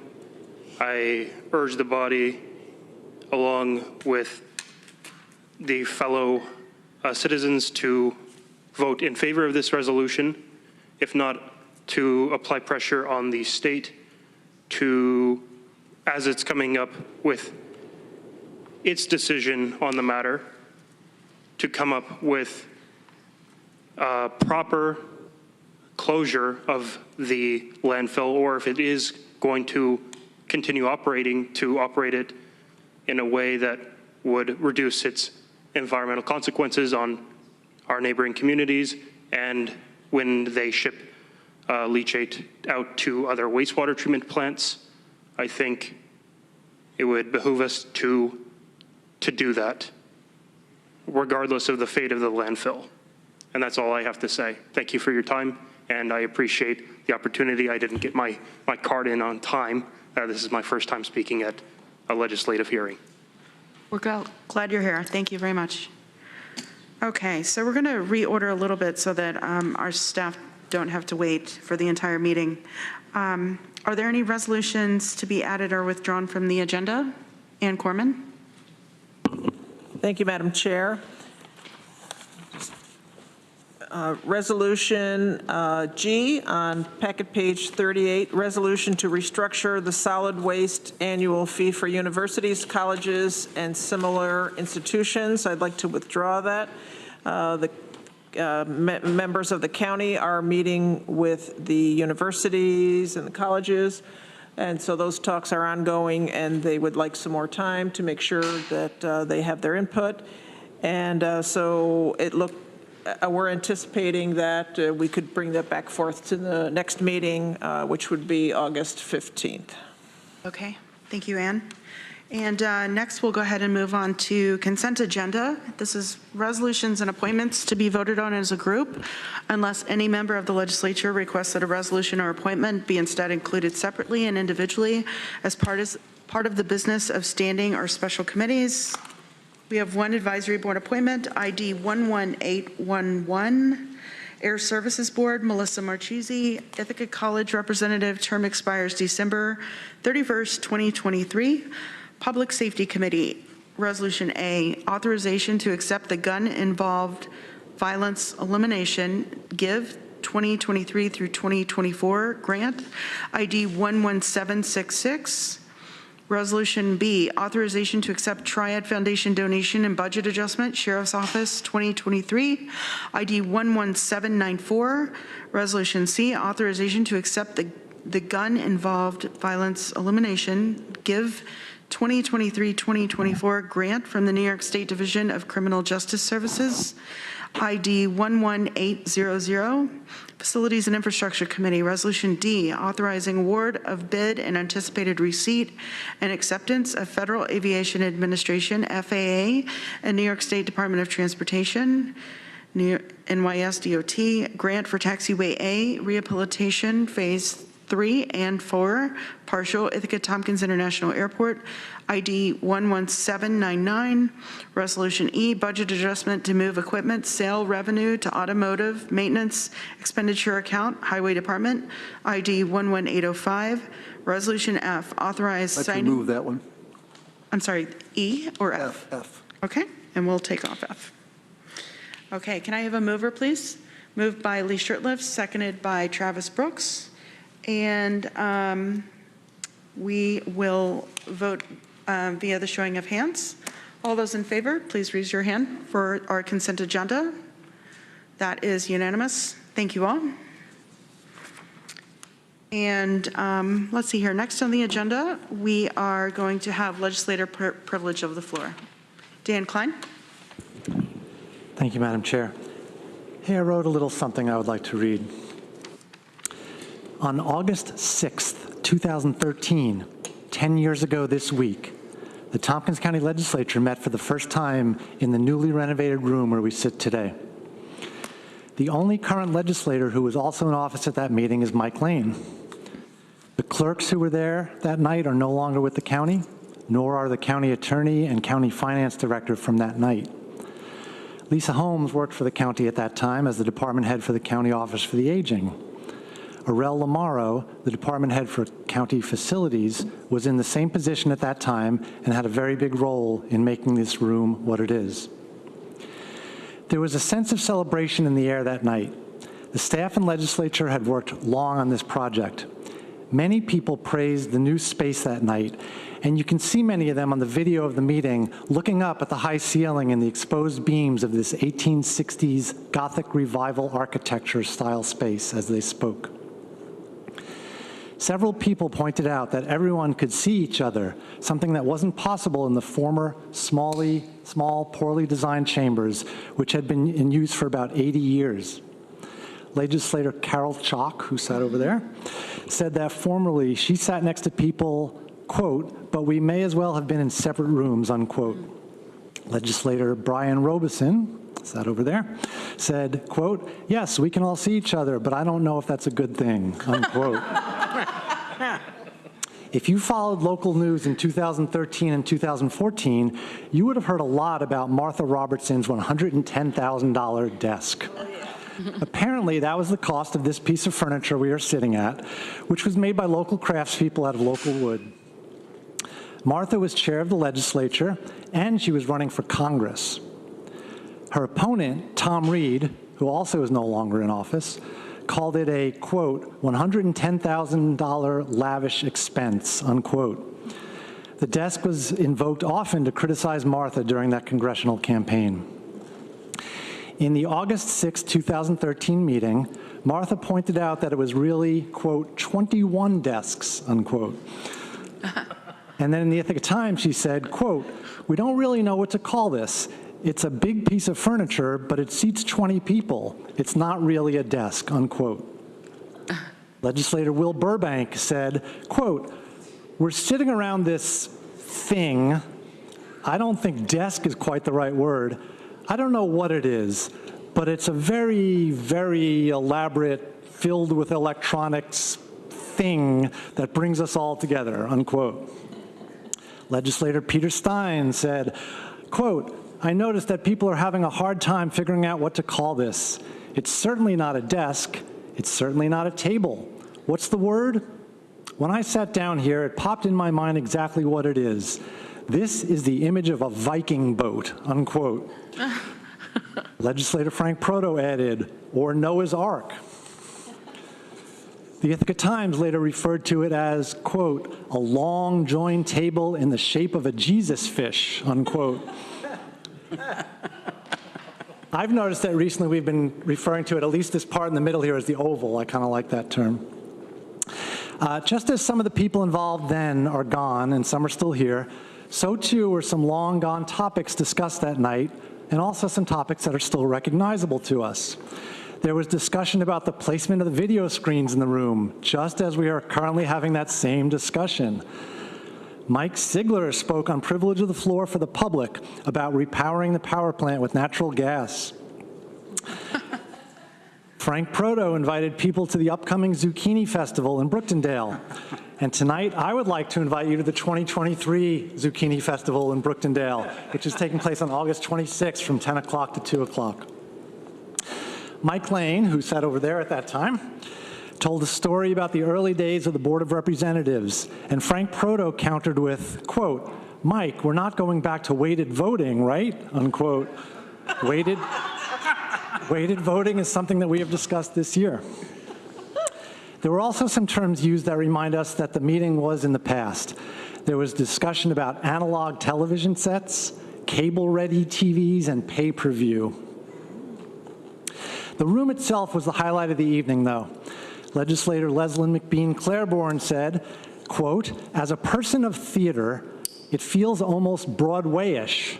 So get ready for some dramatic showdowns, I suppose, unquote. Legislator Jim Dennis said, quote, I'm hoping that all of us in future legislatures can make the room proud, unquote.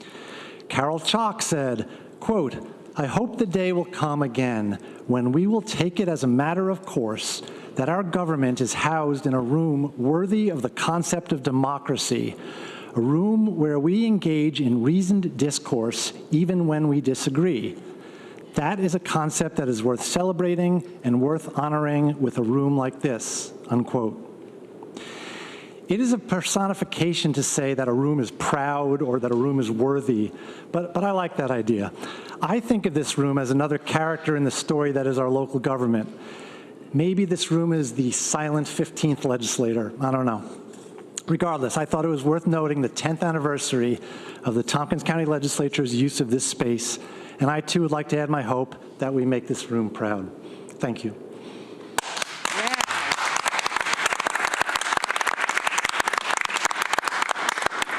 Thank you. Who dares go after that? Okay, Greg Muzzy. Can we make sure that's submitted as written to the minutes, please, for 10 years from now? Happy to do so. Thank Thanks. you. Okay, Travis Brooks. This weekend at the Greater Ithaca Activities Center is their third annual Gus Macker basketball tournament. We have over 127 teams coming into the community. That's over 500 players. We anticipate about 2,500 people over the 2 days being in and out of the area. The games will be over at GIAC on Saturday from 8 to 5, Sunday from 8 to 4. The pool will be open. There'll be vendors. So if you're not doing anything and you're in the area, stop on by. There'll be music and lots of people and a really good time. Thank you, Travis. Mike Lane. Dan, that was terrific. What I want to speak about tonight is something that has been a part of this Tompkins County government since I've been on the legislature and the Board of Reps, and that is how we help and foster economic development. Sometimes we don't hear a lot about it. We haven't, since the pandemic, things have been slowed down, but we've got some good news lately about the Cornell Industrial Park and a new business that's coming in. Dryden had a new business coming in with a Knickerbocker company. How do we foster economic development?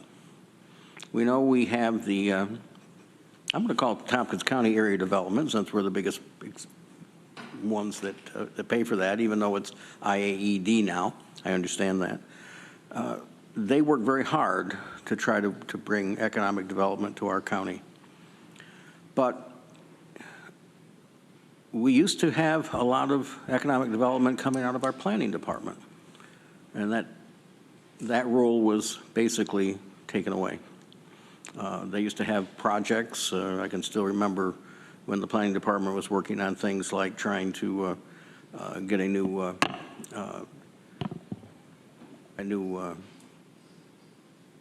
marina set up the lake, and trying to work with the owners of the property up there. One of the biggest things that we have going for us is our airport. And it is a strong and important tool in economic development. We all know we're centrally isolated here. I mean, not having a highway and not having folks that are interested in highways at all, we are often bypassed by companies and businesses that want that access to the interstate highways, for example.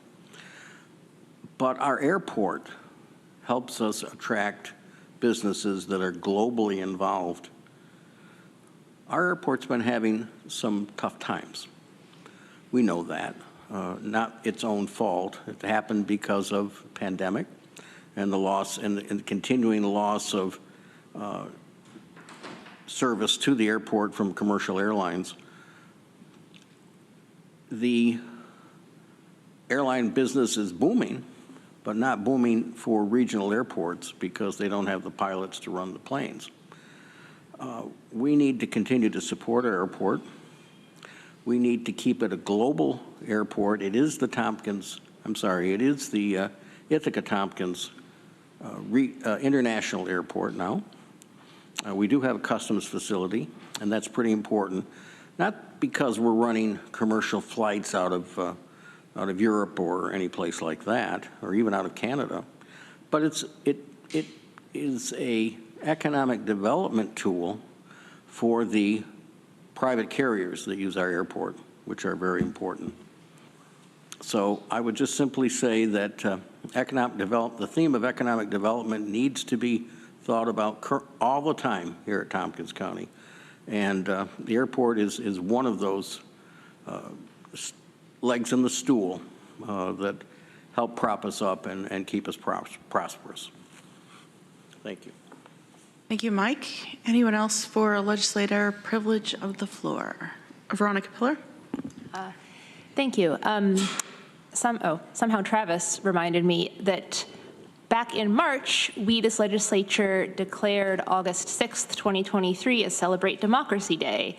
And that is coming up in 5 days, this Saturday. There is going to be a Democracy Fest 2023 from 2 to 5 p.m. on Saturday, which begins with a march to celebrate and call for expansion of voting rights, meeting at the Martin Luther King Jr. statue on the Ithaca Commons and marching to Southside Community Center. And then from 2:30 to 5 p.m., there's going to be a celebration at Southside with speakers, including a couple from our own county organization, and performances and free Ben & Jerry's ice cream. Maybe that was all I needed to say. Anyway, I hope to see a bunch of you there. Thank you. Anyone else? Oh, sorry, I think I said Saturday. Sunday. Sunday is what I mean. Sunday is 5 days from now. Okay. Anyone else? Okay. I'll move on to a quick chair's report. I, by the way, think that our table looks like a water bottle, if anyone cared. Again, I would like to thank those of you that came out to speak on privilege of the floor this evening. I know that many of us have received phone calls and emails over the past few days, and your input is always important to us as we make these big decisions that are going to impact our community. As many of you know, we are creating the county's first ever strategic operations plan. And right now our staff and consultants have opened up surveys for staff and community, as well as an opportunity for anyone to submit their ideas. This is a chance for us as an organization to set strategic direction on how we operate and how we make decisions. It prioritizes decisions and investments and offers guidance on how to best meet our community needs.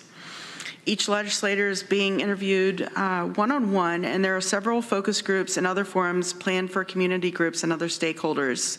I was able to meet with our consultant this morning via Zoom, where I shared my own ideas, and the process took around 30 minutes. On another important topic, we are continuing to make progress on addressing homelessness in our community. I want to thank County Administration and Tammy Baker, our new, but she's been here for a while, Homeless Services Coordinator, for working to bring many different ideas and initiatives into a more consistent direction. I also think it's really important to note that we approved this position in last year's budget, and we've been very fast to get Tammy up and running, and she's she's already started that position and really hit the ground running. We're embarking on planning efforts with social services for the coming cold weather season. I recommend that you tune into Housing and Economic Development Committee tomorrow at 3 p.m. for more details. Also want to share that we are reconvening the Outreach Worker Program Steering Committee with the City of Ithaca and Downtown Ithaca Alliance. As you know, during the pandemic, the group stopped meeting, but it's time to bring that group back together and assess the program's progress and the plans for our future. There are 3 legislators that I would like to assign: Dan Klein, Greg Mezzi, and myself, as well as staff that will be present on that county steering committee. We hope to keep everyone updated on our efforts. Thank you.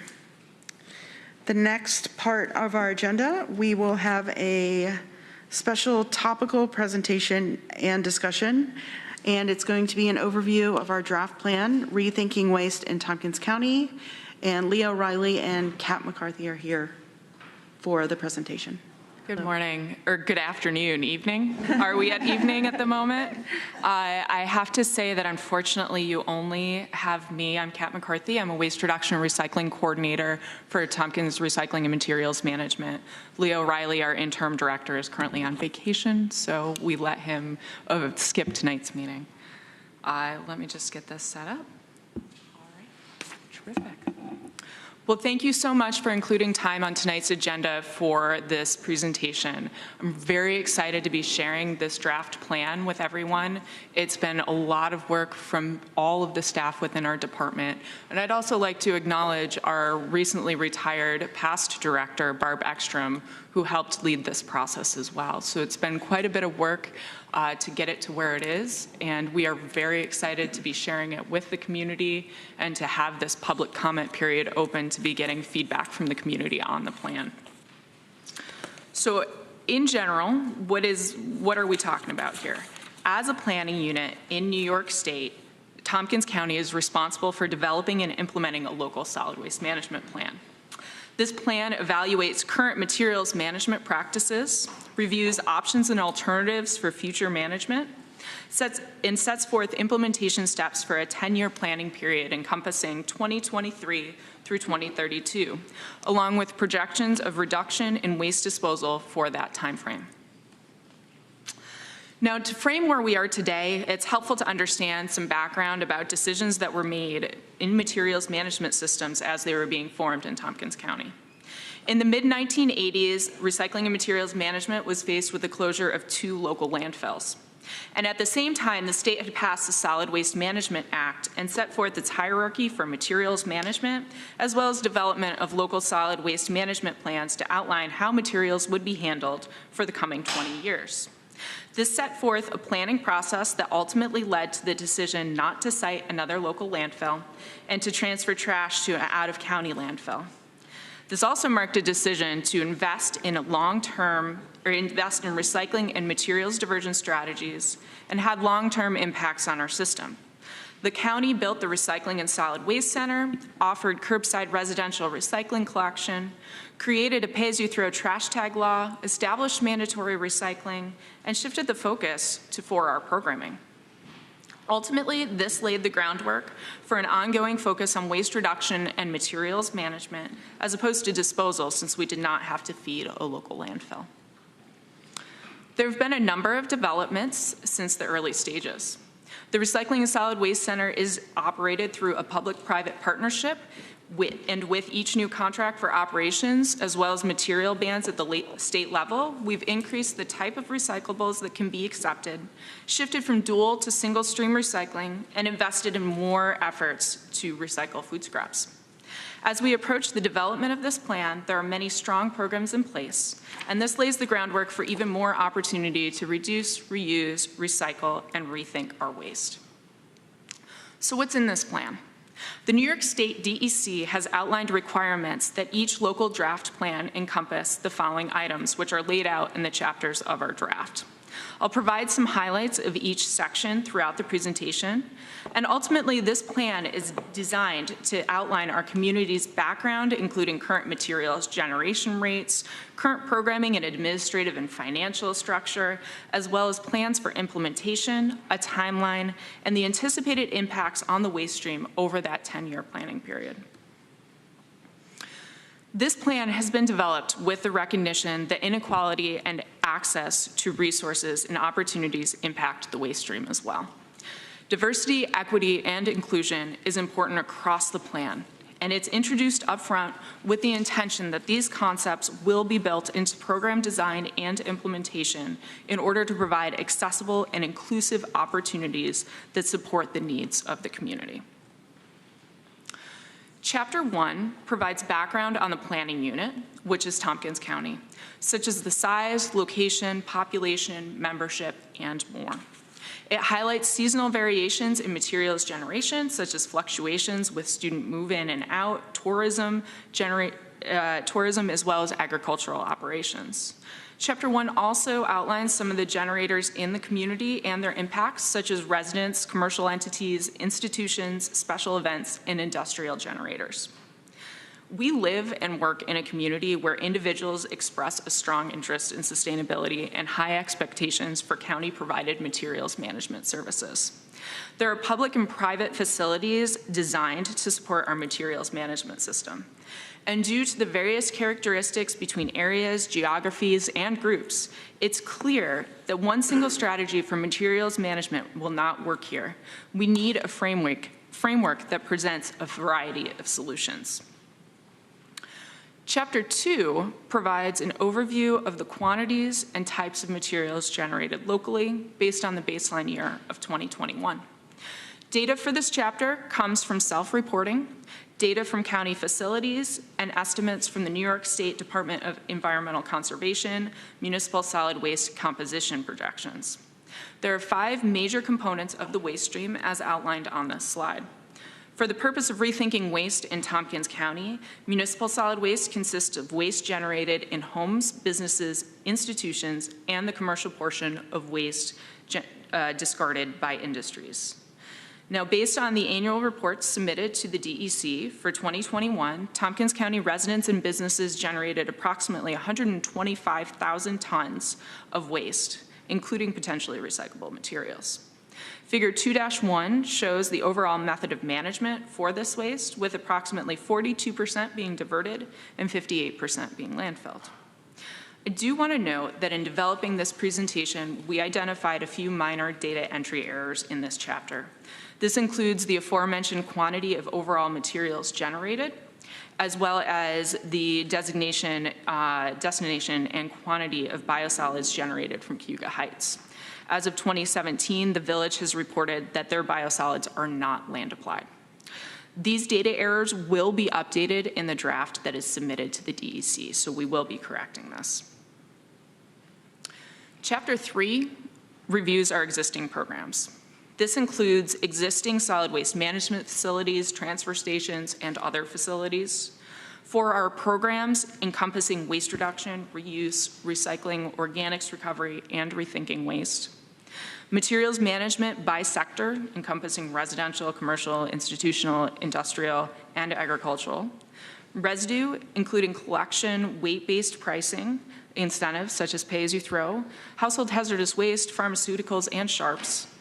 Communication and education, local laws and law enforcement, hauler licensing, and data collection efforts and gaps. The administrative and financial structure is designed to enable the development, maintenance, and sustainability of an integrated solid waste management system that facilitates waste reduction, reuse, recycling, composting, and other diversion activities to the greatest extent possible. Revenue streams for the department include the annual fee, disposal fees, recycling revenue, grant revenue, and miscellaneous income. And when paired with our local laws, we have a system in which there's incentive to reduce waste, fund for our programs, and support initiatives to responsibly manage the materials generated in this county. Now, I think it's important to highlight these laws and how they support and work together with our current structure. Recycling laws ensure the basic mandatory recyclables are identified. Then the pay-as-you-throw trash tag and disposal fees ensure paying for the cost of disposal. So through this system, the haulers charge for the cost of disposal on the trash tag for containerized set out at the curb. So every bag of trash placed at the curb should have a tag on it paying for the cost of the material within. This also benefits the haulers because they are receiving the cost of disposal paid up front. So pay-as-you-throw and mandatory recycling go together to incentivize diversion, creating a financial incentive to recycle. Hauler licensing supports data collection and a mechanism for communicating with current stakeholders. And lastly, disposal, which is informally known as illegal dumping, ensures materials are handled properly in an environmentally sound manner. So with a baseline of background and current information about the planning unit, we then look ahead to Chapter 5, to what is planned for the next 10 years. Through this plan, we're really leaning into, for our programming, to increase diversion. There's tremendous opportunity to foster a local circular economy where materials are used for their highest and best value for as long as possible, and products at their end of life can become feedstocks and inputs for new systems. This takes a holistic approach to materials management, looking for opportunities to reduce and reuse prior to recycling, and rethink ways to redesign systems that create a positive feedback loop for minimizing waste. I want to point out that the reference to trash as residue is intentional in this document. The department's overall plan emphasizes strategies for diverting material from the landfill, with trash as an option of last resort. And while I won't outline all the components in this chapter in today's presentation, it's important to review some of the highlights of the 4R strategies. Waste prevention presents the largest opportunity to reduce waste by not creating it in the first place. This requires a departure from a single-use disposable ethos that is pervasive in this country. Community engagement and education, along with modifications to infrastructure and systems, will support such a shift. This section covers components like education and engagement to support these shifts, while movements towards a sharing economy where we benefit from the utility of an item without needing to own it, toxics reduction measures, and more. Reuse can be both solutions-based and educational, such as teaching maintenance and repair skills. Representing economic and workforce development opportunities, reuse presents significant growth potential in our community. This section encompasses a broad variety of strategies, such as increasing repair, expanding dishware and packaging reuse, deconstruction, and materials exchanges, just to name a few examples. Recycling programs are designed with convenience and accessibility in mind, offering options for both the residential and commercial sectors. And with longstanding recycling programs already established in Tompkins County, many of the highlighted strategies in the draft plan are designed to build on existing infrastructure and programs.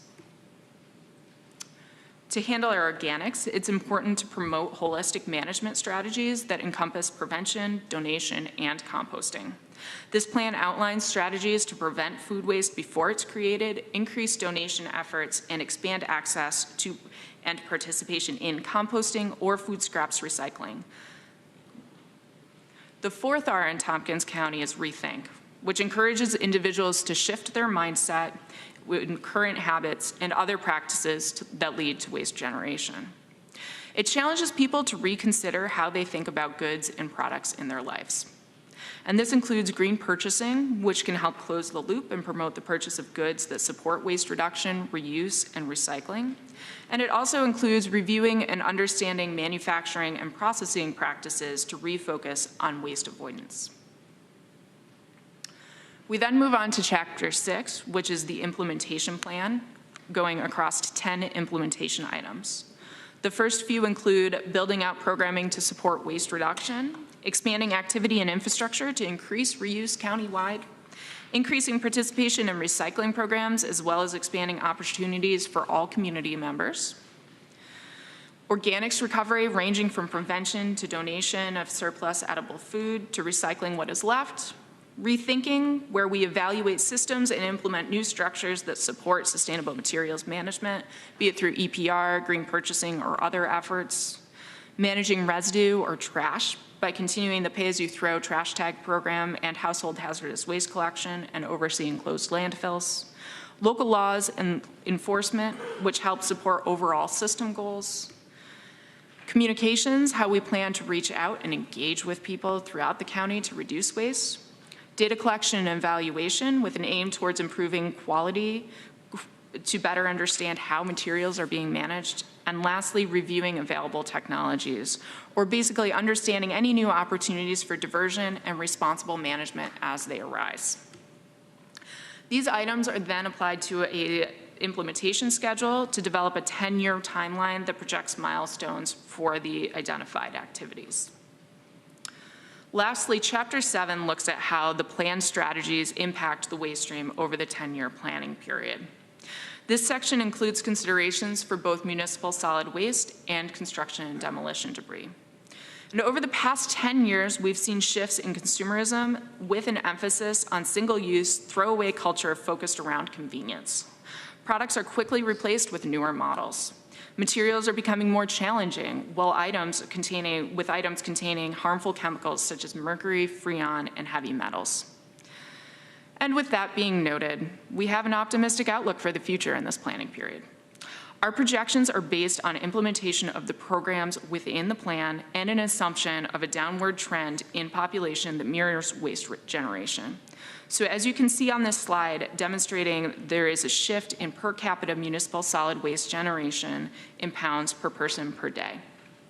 And I think it's helpful to consider the state's draft plan and their per capita generation rates over the same time periods. So we are well on our way of supporting these goals, as the state's generation rates start at 3.91 pounds per person per day in 2023 and move to 2032 to a level of 2.42 pounds per person per day. So we are well on our way of supporting the state's goals as well. The public comment period for the draft plan is now currently underway, and written comments are being accepted until August 7th. Once we've received all public comments, we will develop a responsiveness summary and make the needed adjustments to the plan.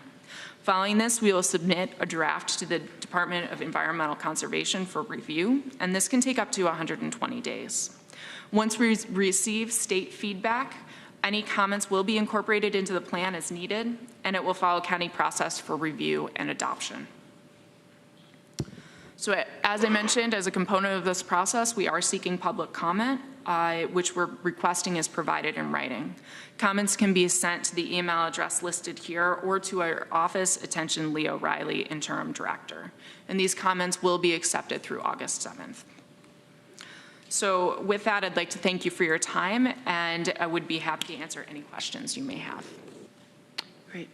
Thank you, Kat, for visiting us this evening. Are there any questions for Kat? Deborah Dawson?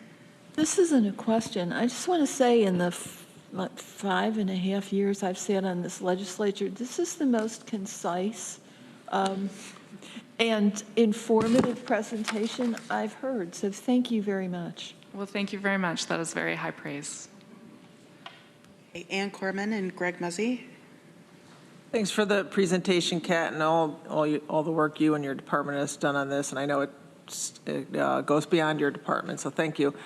I know for the at the last TCOG meeting, there was some discussion about this, and I had to leave through part of it. Was there any points that you wanted to bring up or relate to us that came up from TCOG? That's an excellent question. So we had a great conversation. It was touched on a number of different feedback points and strategies, ranging from kind of the importance of reuse and some of the reuse components potential. It encompassed some of the feedback about recycling and maybe some of the challenges that folks are seeing in the community around recycling. And I know there was also conversation around the potential for maybe an advisory committee or additional support as this plan continues to move forward. Great, because I know this plan won't just encompass what the county does. We'll be more involved probably with the municipalities to help. I think that's an excellent point, just that this plan really is designed for the entire county, and the department manages certain components, but it's really the entire county's engagement. So I think it's important to get that feedback and get folks aware of this. Greg Muzzy and Mike Sigler. Yeah, Kat, thanks again. Deb kind of beat me to my comments. I didn't get a chance at the peak committee to express my gratitude for your work and also your presentation style and the information in which you put together. I think one of our public commenters commented on maybe the length of the report. And so this was a really nice way to receive that information. So thank you again for all your work. I know that this is probably a labor of love, and a lot goes into this. So on behalf of the county, thank you very much. Thank you. Mike Sigler. I obviously want to thank you too. I thought the report was great, and I do have just this one question. It looks like we'll really see significant change in about 3 years. I mean, you're going to take us, plan is to kind of take us from 53 to 42, I think. So you're going to be, I mean, that's significant. So we'll know if it's working, I guess. Can you take us through like the first 6 months? For, like what's enacted that's going to kind of cause this? Yeah, so with the plan and with the waste generation reduction, I'm assuming that's kind of what you're referring to, right? So how we looked at it is we have, I think it's about 6 pages long, our implementation timeline of kind of what's going to happen when. And that's really where you get and what informed our waste diversion numbers. Some of the big things that I think you'll see are things like our organics program, really focusing on increasing organics diversion, which is largely food waste. It's one of the heaviest materials in the waste stream. Another large component, just thinking about waste reduction, promoting more waste reduction, recycling initiatives. We looked at what current EPR laws there are for the state. So carpet's an example that will be coming down the road that's been passed. So I believe it's 2026 so that we'll see carpet recycling systems come on board. So those are just a couple examples of kind of some of the strategies that'll happen. I don't know if I can speak to the first 6 months directly, but I could always follow up if you are looking for that more detail. No, that was good. I mean, you had mentioned like construction materials being very heavy, and that's something you're going to try to divert. And I just There's tremendous opportunity for deconstruction as well as education and outreach around that material. So I don't know if you're familiar with CROWD, which is Circularity, Reuse, and Zero Waste Deconstruction, is a group in the community that's really promoting deconstruction, building materials reuse. Those are some examples of how we could see reduction in that type of material. Thank you. Thanks, Mike. I have Rich, John, Dan Klein, and Ann Corman. Thanks for the presentation. I feel I should know this, but you used an acronym, FOG, FOG? Oh, yes, fats, oils, and grease. Thank you. Okay, Dan Klein. How about styrofoam? Styrofoam. What about styrofoam? What can we do with it now, and are there any plans in the next 10 years? So I think one of the pieces that I'm particularly excited about with this plan is thinking about the waste reduction aspect of things. Styrofoam is a particularly challenging material to handle and to recycle. It's not readily recyclable. We don't currently accept that material.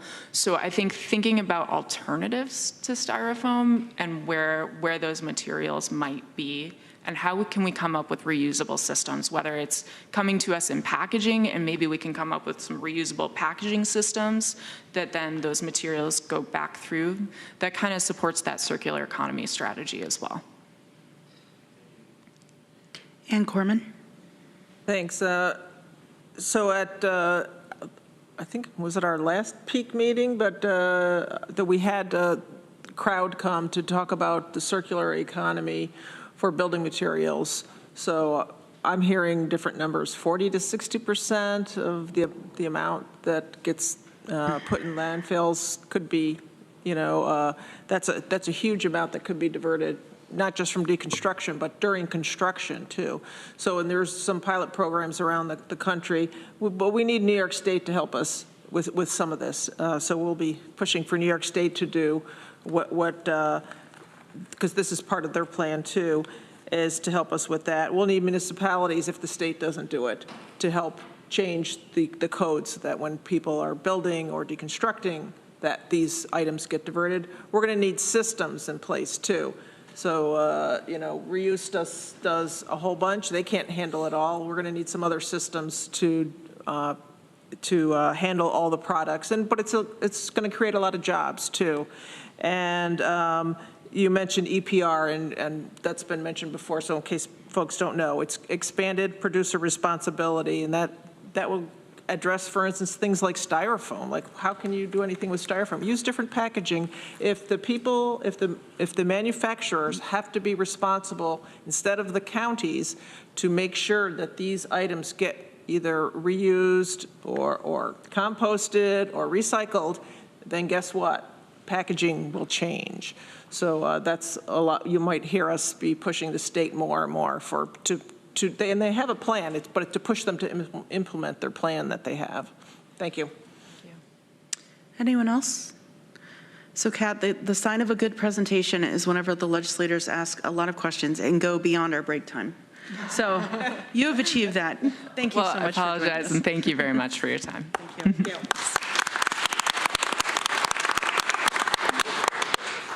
Okay, with that said, why don't we take a 10-minute break, and we will reconvene at 7:55.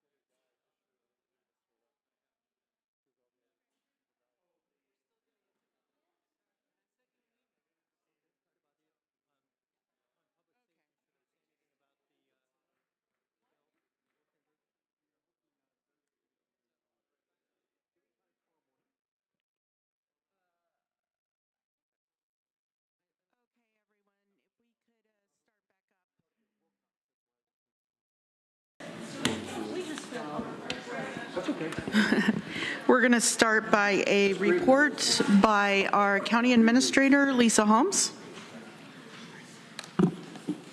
Thank you, Madam Chair. Just a very brief report this meeting. And some updates on searches. We're still in the midst of our search process for Workforce Development Director as well as Chief Equity and Diversity Officer. So those are well underway, and we're in the middle of those processes. The Weights and Measures Director position was posted and under the new structure, the Highway Department, and interviews are scheduled for that position in the coming weeks. The Recycling Materials Management Director position is now posted, and HR is currently recruiting for that position, accepting applications through August 14th. And then the other big item is that county administration staff is in the process, myself, Norma, and Samantha, in the process of budget meetings with departments and agencies nearly every hour on the hour over a 3-week period. We're in the middle of week 2, so please have patience if we don't not as quick to respond to emails. Things are pretty busy between the searches and the budget process. Those are my updates. Thanks. Okay. Any questions or comments for Lisa Holmes, County Administrator? Veronica Pillar? Thank you, Madam Chair. I apologize if you mentioned it and I missed it, but for the public comment on the strategic plan, is there any kind of deadline for that, either the survey or the ideas sharing? I know it's through August and into September, but I'm going to look to Bridget. No firm deadline as of yet. Okay, but like at least through the end of August is. Yes, and I believe into September as well. Okay, cool. Thank you. Thank you. Any other questions or comment? Okay, thank you, Lisa. Next, we're going to move to County Attorney Bill Troy. I have nothing specific to report on this evening. Okay. Any questions or comments for Bill Troy?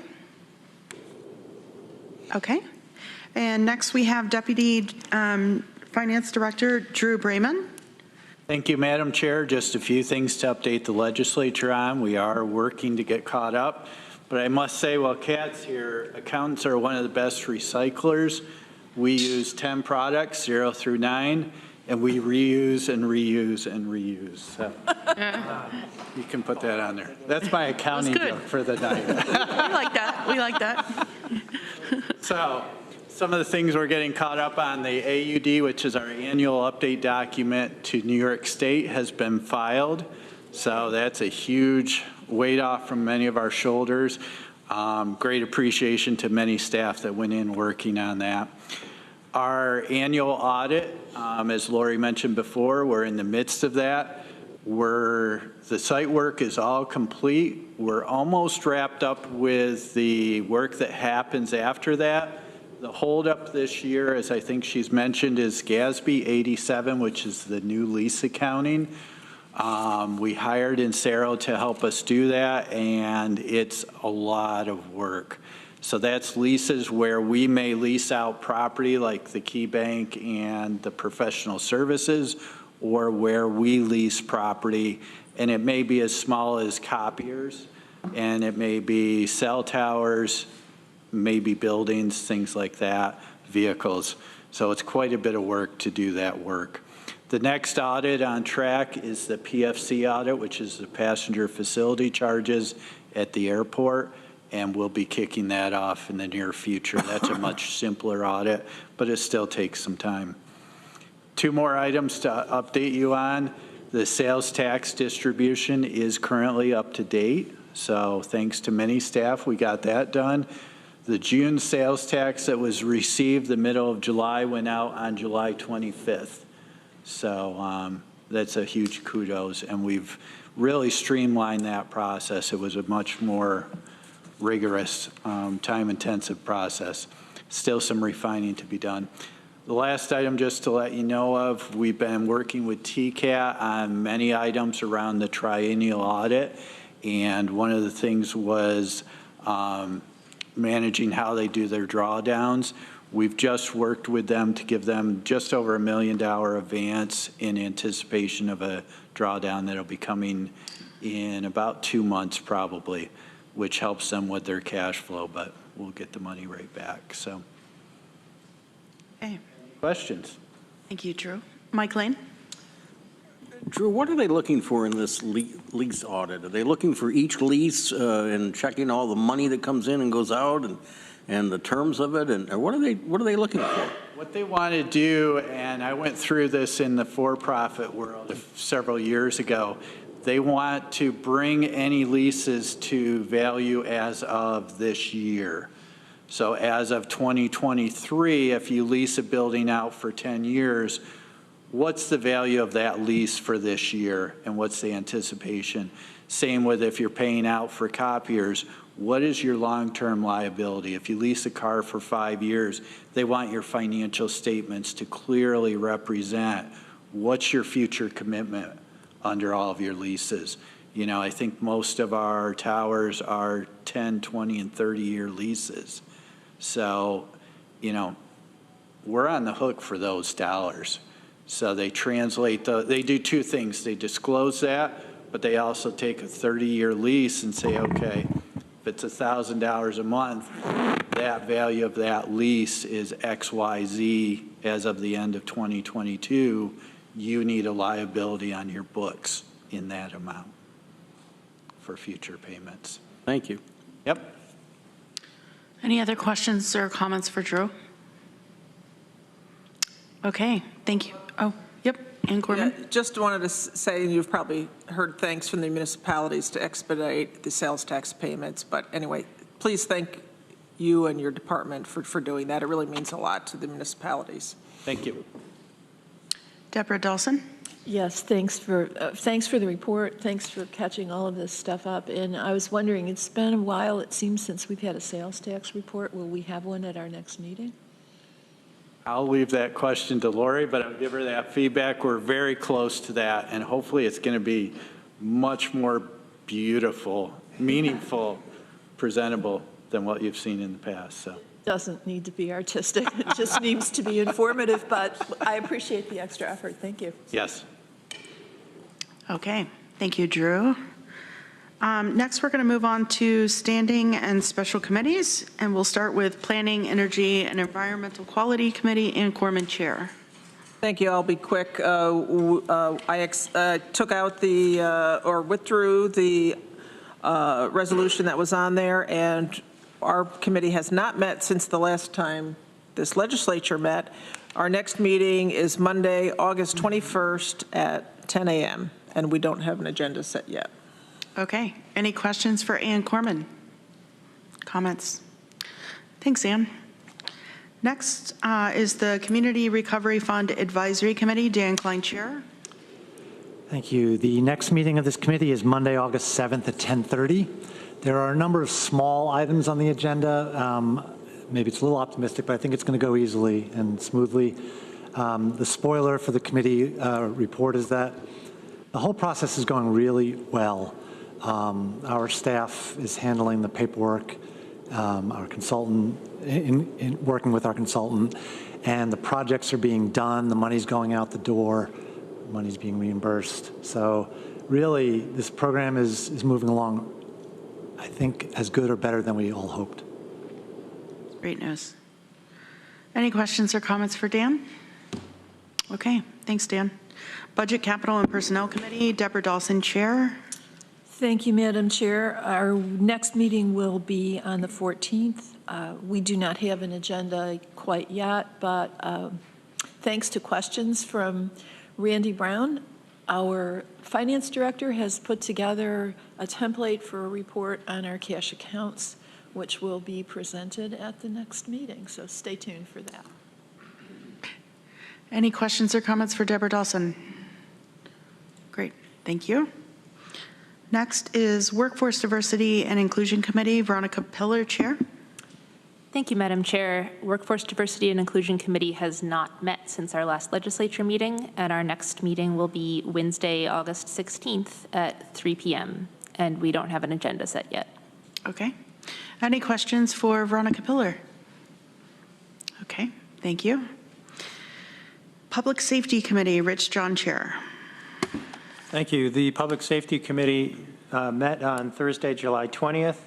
We had a couple presentations I just mentioned. One was from URO, Ultimate Reentry Opportunities, and they talked about transportation as a critical element of reentry into the community for people coming out of jail and prison.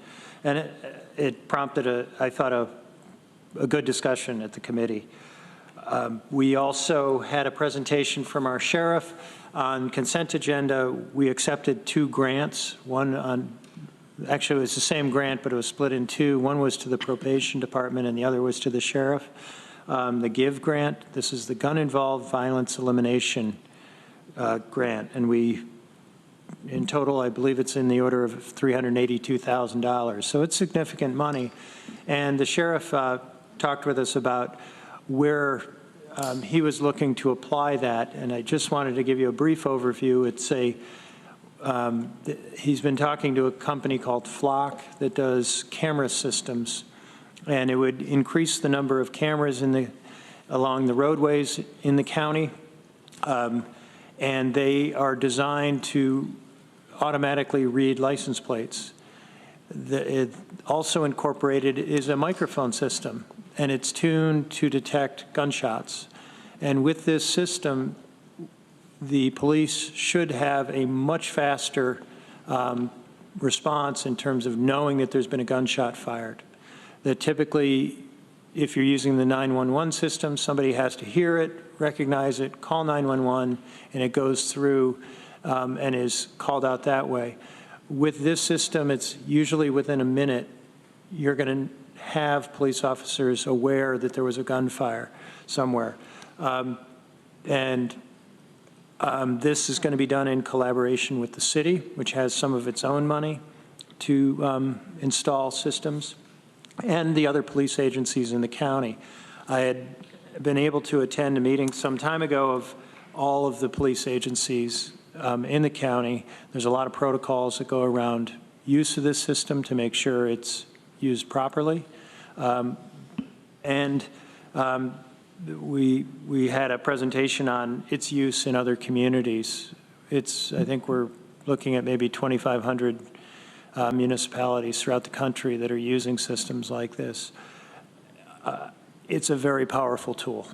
It could make a real difference to us in what we've been seeing with gunfire in our community. So a lot more to come on this, but we had an initial presentation from our sheriff, and I'm happy to try to answer any questions I can about where that's at.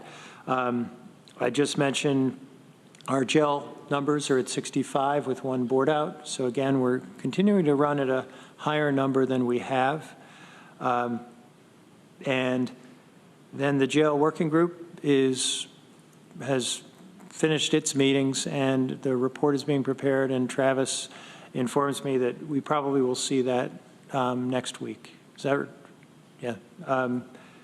The public safety meeting is scheduled for August 17th at 3 o'clock here in Chambers.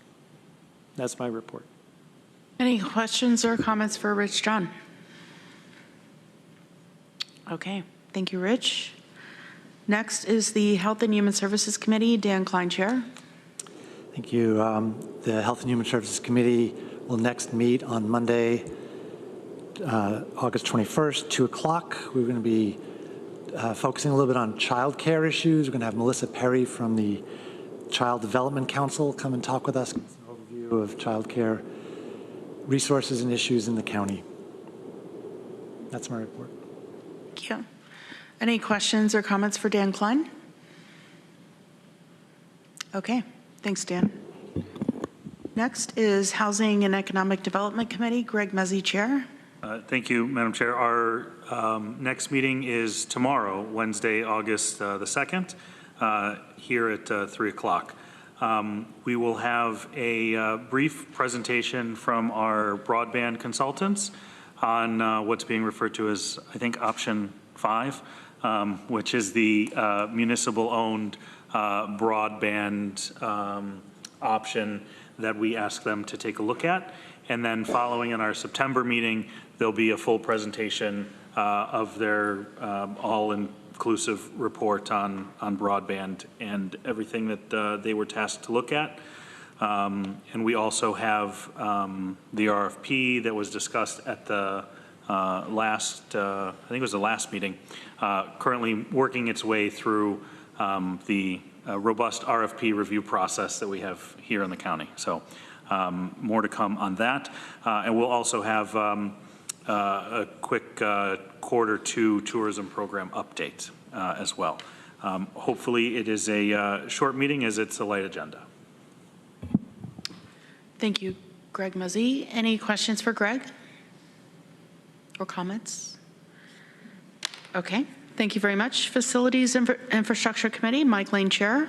We met on July 20th, and we had a report from Terry Carroll, and he brought the person from the fleet management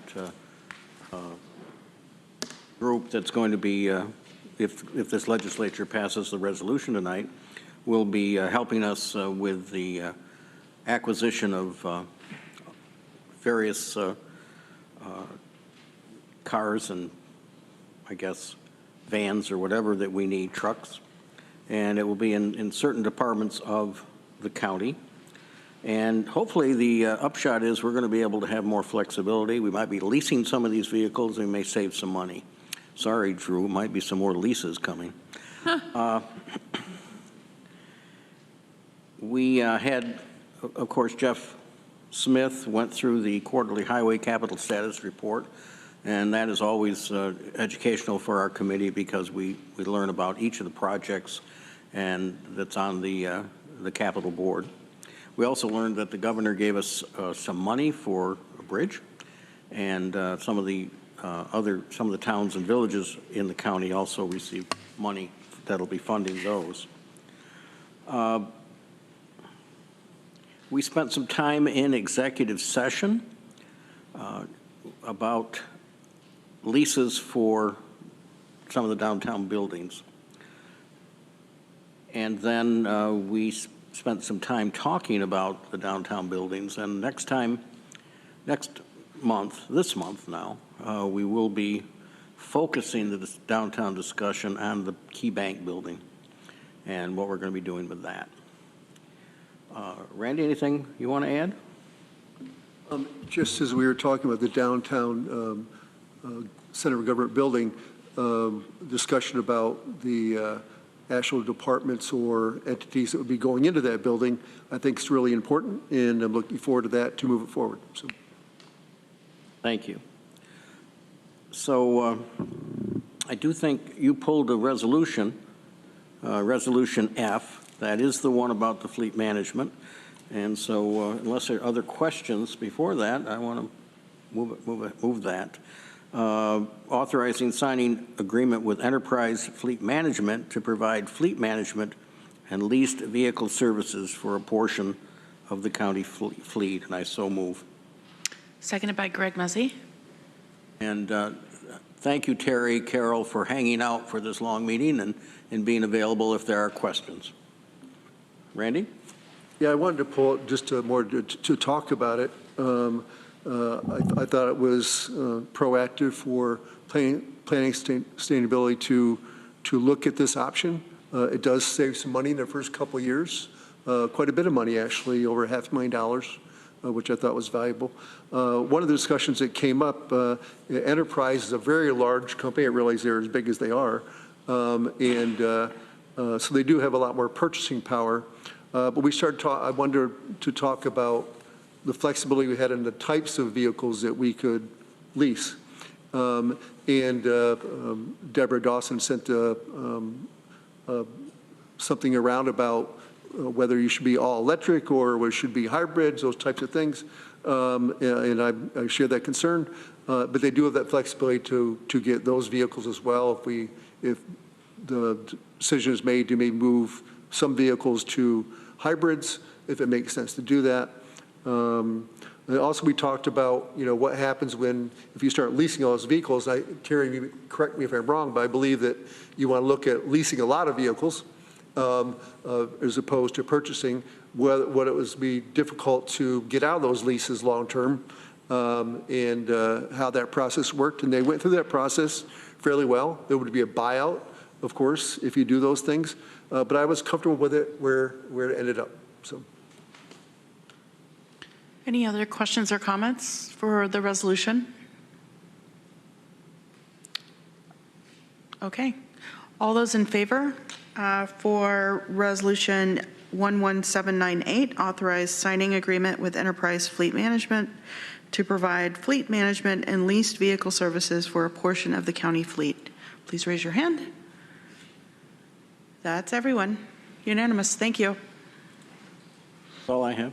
Okay. Any other questions or comments for Mike Lane? Veronica Pillar? Just a brief question following up on all that public comment about the Craddock Farm intersection, and you said more about that would be coming at F&I. How, I'm just curious to learn more and follow up. So Well, this has come on, basically, this issue, since our last F&I meeting. So we're going to need to be briefed on this, the group, and we'll be asking Jeff Smith to do that. And we'll be hopefully hearing from our county administrator and maybe our chair as well, who represents the district, about their concerns there and this MOU, which has now been circulated, hopefully, to the whole committee. And we'll be glad to listen to comments from the public. Okay, cool. Thank you. You're welcome. Any other questions or comments? Okay. Thank you, Mike Lane. Next, we have Government Operations Committee, Amanda Champion, Chair. Thank you very much. Government Operations will meet on Thursday at 10 a.m. We have a number of interesting things on the agenda. We will get an update from our chair of our Public Information Advisory Board. Jay Franklin, our Director of Assessment, will be there to talk about the 2023 AEM summary details. We are also going to talk a little bit more about technology in the chambers and be looking to make a decision on that to then come before the legislature. And we're going to talk a little bit more about legislator travel and training funding. We talked about that a bit last month, and we're going to continue that discussion. So tune in. It'll be riveting. Any, excuse me, any questions or comments for Amanda Champion? Veronica Pillar? Thank you. Not about any of the things you said, but a small thing from the operations of this government earlier in this meeting. I noticed that the public commenters who are on Zoom still don't seem to be able to turn their video on. And I think this may have come up for discussion at some point in the past, but I do not remember what the rules or rationale was. And it did, I know 2 of the 3 of them expressed confusion about this out loud. And I'm going to look at Dominic because I don't remember. I can give you a brief answer if you'd like. It's been for about the past 3 years, our policy to not elevate those individuals as panelists. They're granted different Zoom rights. We don't always have all the control of who's coming in. You saw tonight someone's name was not actually their name. So it is still a mechanism to prevent against Zoom bombing or other activities like that. And so I recognize that in some cases it is awkward, it is challenging, but those are the reasons that I still use the allow to talk button and feature rather than the panelist feature. We could look at other things to do or other technologies if it's of that level of importance, but for those reasons of being able to control, since we're broadcasting to TV, YouTube, and to the public in this room, that's why we do that. Okay, thank you. I think if there's an easy way to keep the security, but also maybe at least communicate to commenters that they will be only heard and not seen, I feel like I would like that if I were a public commenter, but not my choice. Yeah, I mean, maybe that would be something that the chair could state when you move to the commenters typically write the clerk's office and then receive a Zoom link. So maybe that's something that we send them the rules for speaking under privilege of the floor, and we can add that a comment that that their video will not be used. That would be great. Thanks. Thank you. Thank you. Any other questions or comments for Amanda Champion? Okay, thank you, Amanda. Next, we are going to move on. We do have an individual member filed resolution. Ann Corman. Yes, thank you, Madam Chair. Just get paperwork here. This is on packet page 40, Resolution H, acceptance of grant funding from NYSP 21, Food Waste Reduction and Diversion Reimbursement Program. And this is some monies that came in that our department is going to be able to use to help offset expenses that they've already incurred regarding food waste capturing. And so timing-wise, there wasn't time for this to go through committee, and they need to, so feel free to correct me, Kat, but I believe the timing-wise, they need to submit the paperwork to accept this grant quicker than it could go through peak, so I'm submitting it to the legislature tonight. Okay, can I have a seconder, please? Seconded by Greg Muzzy. And conversation? Comments, questions? Okay. All those in favor voting for the acceptance of grant funding from the New York State P21 Food Waste Reduction and Diversion Reimbursement Program, ID 11815, please raise your hand. Okay, that's unanimous. Thank you, Ann. And we have the minutes of our previous meeting, July 18th, 2023, moved by Amanda Champion. Can I have a seconder, please? Seconded by Veronica Pillar. And any questions or comments? Changes? Okay, all those in favor, please raise your hand. That Mike Sigler? Okay, that is unanimous. Thank you. And as far as unfinished business, we do have some unfinished business. I'm going to ask Dan Klein if he would actually come up and chair this discussion, as I will be making a motion to reconsider.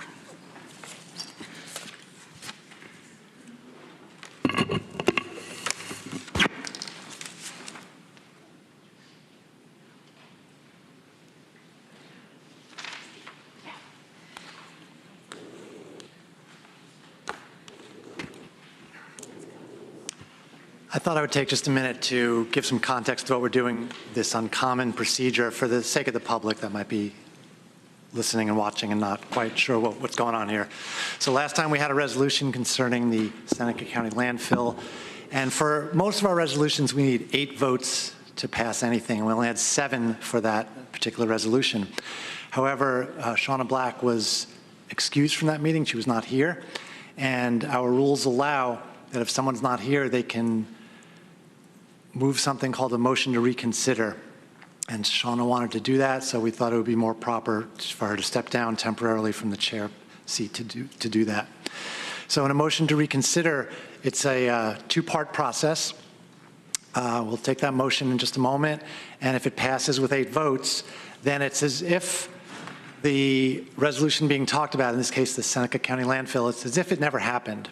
And we're starting at a blank slate. And then if someone wants to move a new resolution, we will go through the normal process with that. So I hope that made some sense. Mike Sigler. You need 10 votes to get it back on the agenda, or just 8? Just 8. Okay, so is there a motion to reconsider? Travis, did you have a question, or did you want to make the motion? So there are some, I'm sorry, there's one thing I left out, that for a motion to reconsider, there are some special rules about who can make it. And one of the rules is that if somebody was absent last time, they can do that. So is there anyone that would like to make a motion? Shauna? Yeah, I would like to move to reconsider the vote on Resolution 2023-148, entitled Resolution Opposing the Increase of the Permitted Landfill Height and Extended Life of Seneca Meadows, Incorporated. I was absent from the meeting on July 18th, 2023, when the vote took place. Thank you. And that resolution is in our red folders. Is there anyone that wants to second it? Anybody can second the motion. Travis Brooks. Thank you. Okay, so the discussion now is on the motion to reconsider. Is there anyone that would like to speak? Shauna. Yeah, so I will just say that I was actually traveling back from vacation and was listening to the meeting and had seen the resolution and was somewhat shocked at the way that people voted for this resolution. I felt very strong when listening to the debates that we really should be supporting this resolution. I was sad to hear that it did not pass. So that's why I feel pretty strong about bringing it back. Thank you. Anybody else speaking on the motion to reconsider? Deborah Dawson. Well, I just want to be sure I understand this. As a person who was not at the meeting, Shauna has every right to make a motion to reconsider. I don't see that there's a lot of reason to debate the actual motion to reconsider. It's kind of an automatic thing as long as she qualifies under the rules. Is that correct? It does require a vote, so But you might say some moral. on what basis would someone vote against it? I mean, On any basis they want, I guess. okay. Any other, Greg? Procedurally, could we have roll call votes for votes pertaining to this resolution? Thank you. Absolutely. Any other discussion on the motion to reconsider? Okay, let's have a roll call vote. Veronica Pillar, Yes. Lee Shirtliff, No. Mike Sigler, No. Travis Brooks, Yes. Randy Brown, Yes. Amanda Champion, Yes. Susan Curry, Yes. Deborah Dawson, Yes. Rich John, No. Dan Klein, Yes. Ann Corman, Yes. Mike Lane, No. Greg Mezzi, Yes. Shauna Black. Yes. 14 ayes, 4 noes, motion passes. 10. Wait, Sorry, 10 to 4, yeah. The desk counts for 4 votes, right?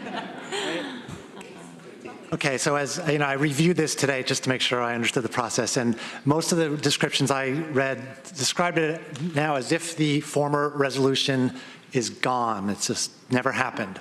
So, is there anyone that would like to make a motion? Corman. Yes, I'd like to move Resolution 2023-148, resolution opposing the increase of the permitted landfill height and extended life of Seneca Meadows, Inc.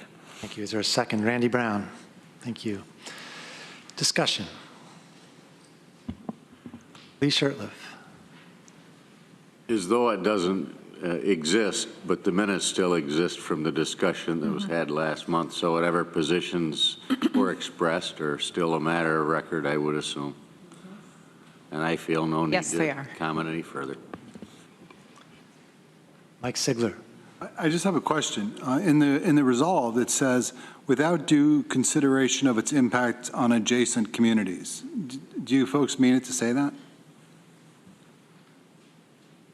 The mover and the seconder? Oh, it's in the result, the first resolved, at the very end, with due consideration of its impact on adjacent communities. maybe point of clarification, is the without trying to modify the word increase, not modify the word oppose? I think it modifies, the increase and extension. That's how I would read it. In which case, that is what you all meant to say, right? But I could see interpreting it in a way that I'm sure we don't mean it, which is to say that in our opposition, we are not duly considering, good heavens, duly considering impact on adjacent communities. I think it's pretty clear what it says, but it's. So I don't hear any motions to amend that. Okay, is there any other discussion about the resolution itself? Deborah Dawson. Yeah, I feel like I want to say something given the tenor of some of the comments I've received. I voted against this resolution at our last meeting. In the past couple of days, I've received several phone calls, phone messages, and emails urging me to change my vote. Some of them were quite cordial, and a couple of them were just downright rude. What they all had in common was a sense of urgency, that Tompkins County must do something to stem the proliferation of garbage in landfills in our region of the state. While I appreciate the sense of urgency, I still decline to support this resolution just for the sake of doing something. In my comments at our last meeting, I cited two reasons for my vote. One was that I very much doubt that closing the Seneca Meadows landfill as originally scheduled will have any impact on the amount of trash that New York State residents generate, particularly downstate, where much of the trash in this landfill comes from. The other reason, which unfortunately failed to be recorded in the minutes, was comity. Comity as a judicial doctrine suggests that any jurisdiction will respect the laws and judicial decisions of other jurisdictions, not as a matter of obligation, but out of deference and mutual respect. It is a doctrine that has been extended to governments under international law and to legal disagreements among the United States of our country. Pursuant to this doctrine, I do not believe that Tompkins County has the right to tell other counties or municipalities what to do, and I've stated as much in connection with my votes on other resolutions before this legislature. In my opinion, it is permissible for our legislature to pass a resolution opposing or supporting actions taken by the New York State or federal governments because we are a constituent of those governments. However, it is not within this legislature's purview to oppose or support proposed actions by Seneca County, Seneca Falls, Waterloo, unless the impact of those actions on Tompkins County and its residents would be more immediate and direct than those shown in this resolution. While I agree that this landfill is a blight and a health hazard to the Finger Lakes region, it is also simply a symptom of our underlying solid waste problems and the state's failure to address them.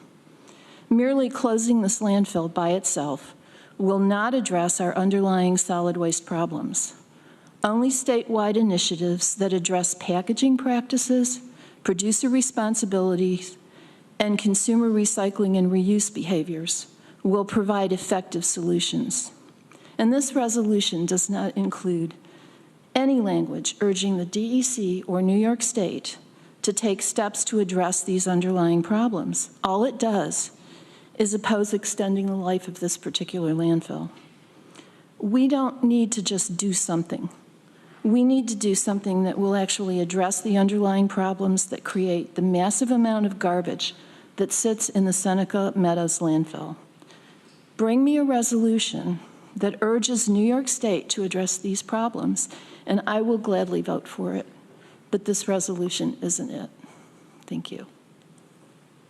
Any other questions or comments, discussion? Ann Corman. Thank you. So the DEC takes, solicits comments and takes comments from across the state. And we are part of New York State, so I think it's definitely within our purview to comment on this.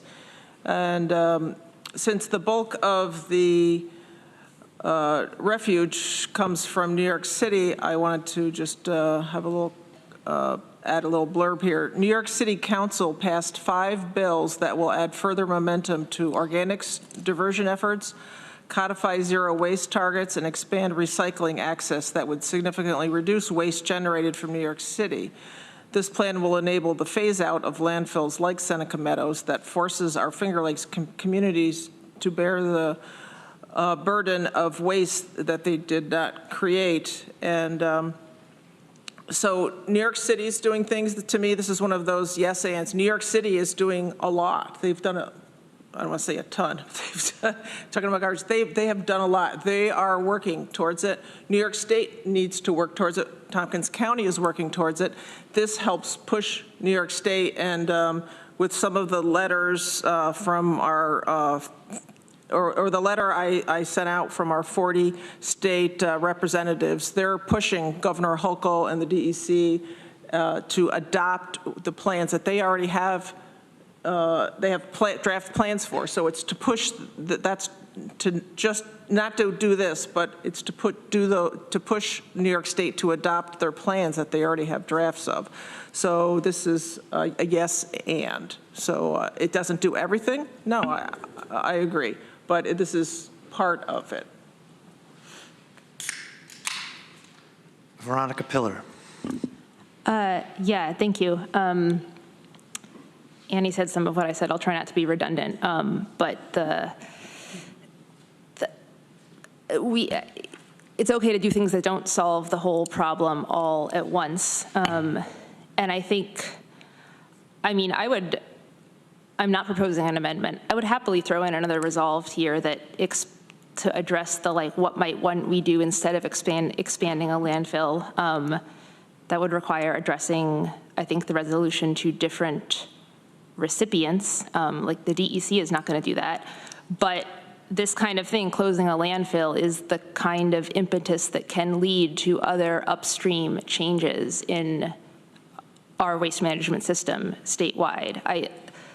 Countywide, that was literally what Kat told us at the beginning of her historical presentation. Some landfills closed, and that kicked off, yes, sending trash to another landfill out of county, and changing of the whole waste management system.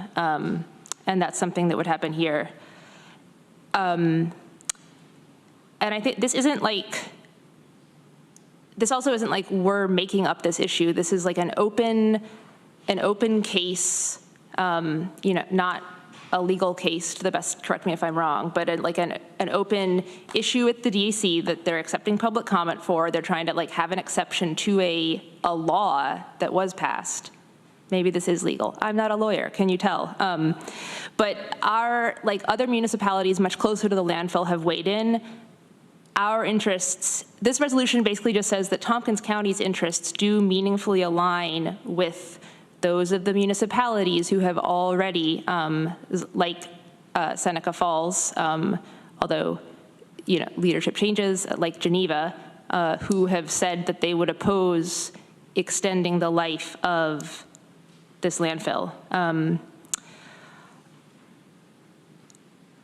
And I also just wanted to address, there was an email we got earlier today saying that the landfill company was a local business, and had we talked to anyone on the Seneca County Board of Supervisors. So one thing, I looked up the company. Their parent corporation is headquartered in Texas, runs waste disposal things all over the place, has a, so I don't know how we call this a local company. I've looked up, they've had a bunch of money to spend on political donations from Texas into New York, and I'm sure that they have resources to help the employees currently at the landfill to continue on and fulfilling local careers if they're not able to stay at this particular site. And I also contacted a member of the Seneca County Board of Supervisors, the only one so far that I've met, who said that, Seneca County had no official statement, but they were not on the landfill, on the landfill expansion, pro or con. But one thing he said is that they're in the process of working on a solid waste management plan, and it's,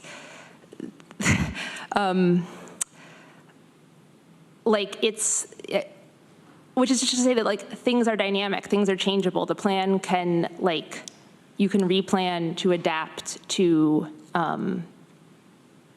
a landfill closing, but that's that was always, the closure was always the plan. So I don't even know what I'm saying. You can continue on with the plan on the track we were already on, at a minimum. Anyway, I'm rambling, sorry. Rich John. Deborah, thank you for your comments. You've said most of what I would say, and you said it very well. I would just add, I had some hopes that since our last meeting, we'd have an answer. Where, if this closes, where does the garbage go?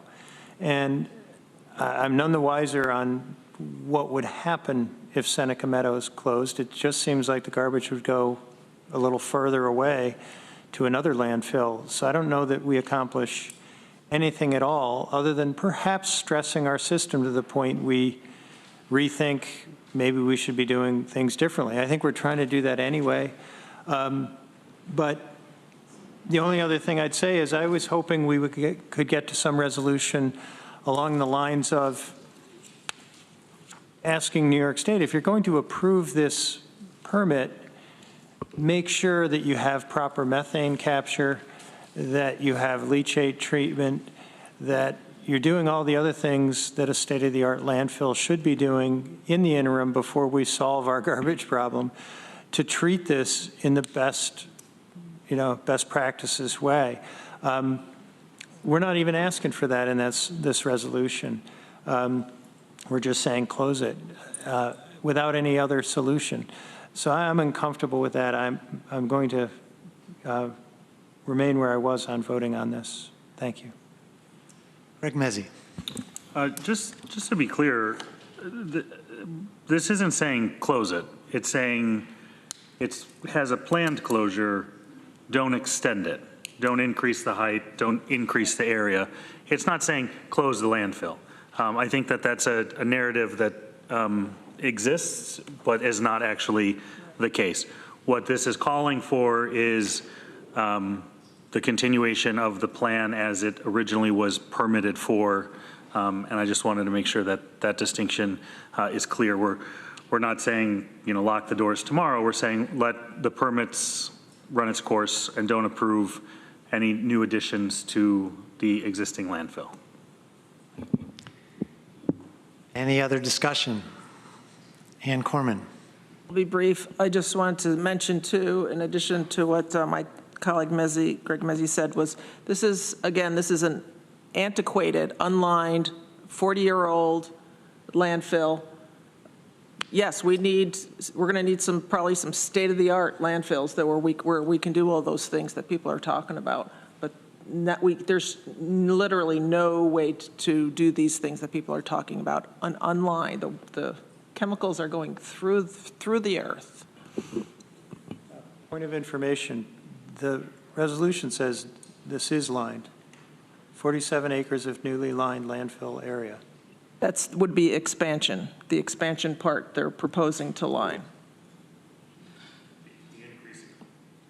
The expanded part that they want to make it go higher, they want to expand it, and the expanded part, they would line, but there's no way to go back and line what's existing.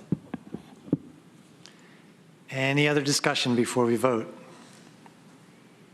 Okay, we're going to have a roll call vote again. Veronica Pillar. Yes. Lee Shurtleff. No. Mike Sigler. No. Travis Brooks. Yes. Randy Brown. Yes. Amanda Champion. Yes. Susan Curry. Yes. Deborah Dawson. No. Rich John. No. Dan Klein. No. Ann Corman. Yes. Mike Lane. No. Greg Mezzi. Yes. 8 ayes, 6 noes, motion passes. There are Shauna didn't, I didn't vote. Oh, Shauna didn't I'll vote? vote yes, though. The meeting's too long tonight. We're throwing you off. You are. Okay, so are you a yes? I am a yes. Thank you. 7? It's 8 to 6. 8 to 6, thank you. All right, if there's no objections, I will turn the chair back over to the real chair.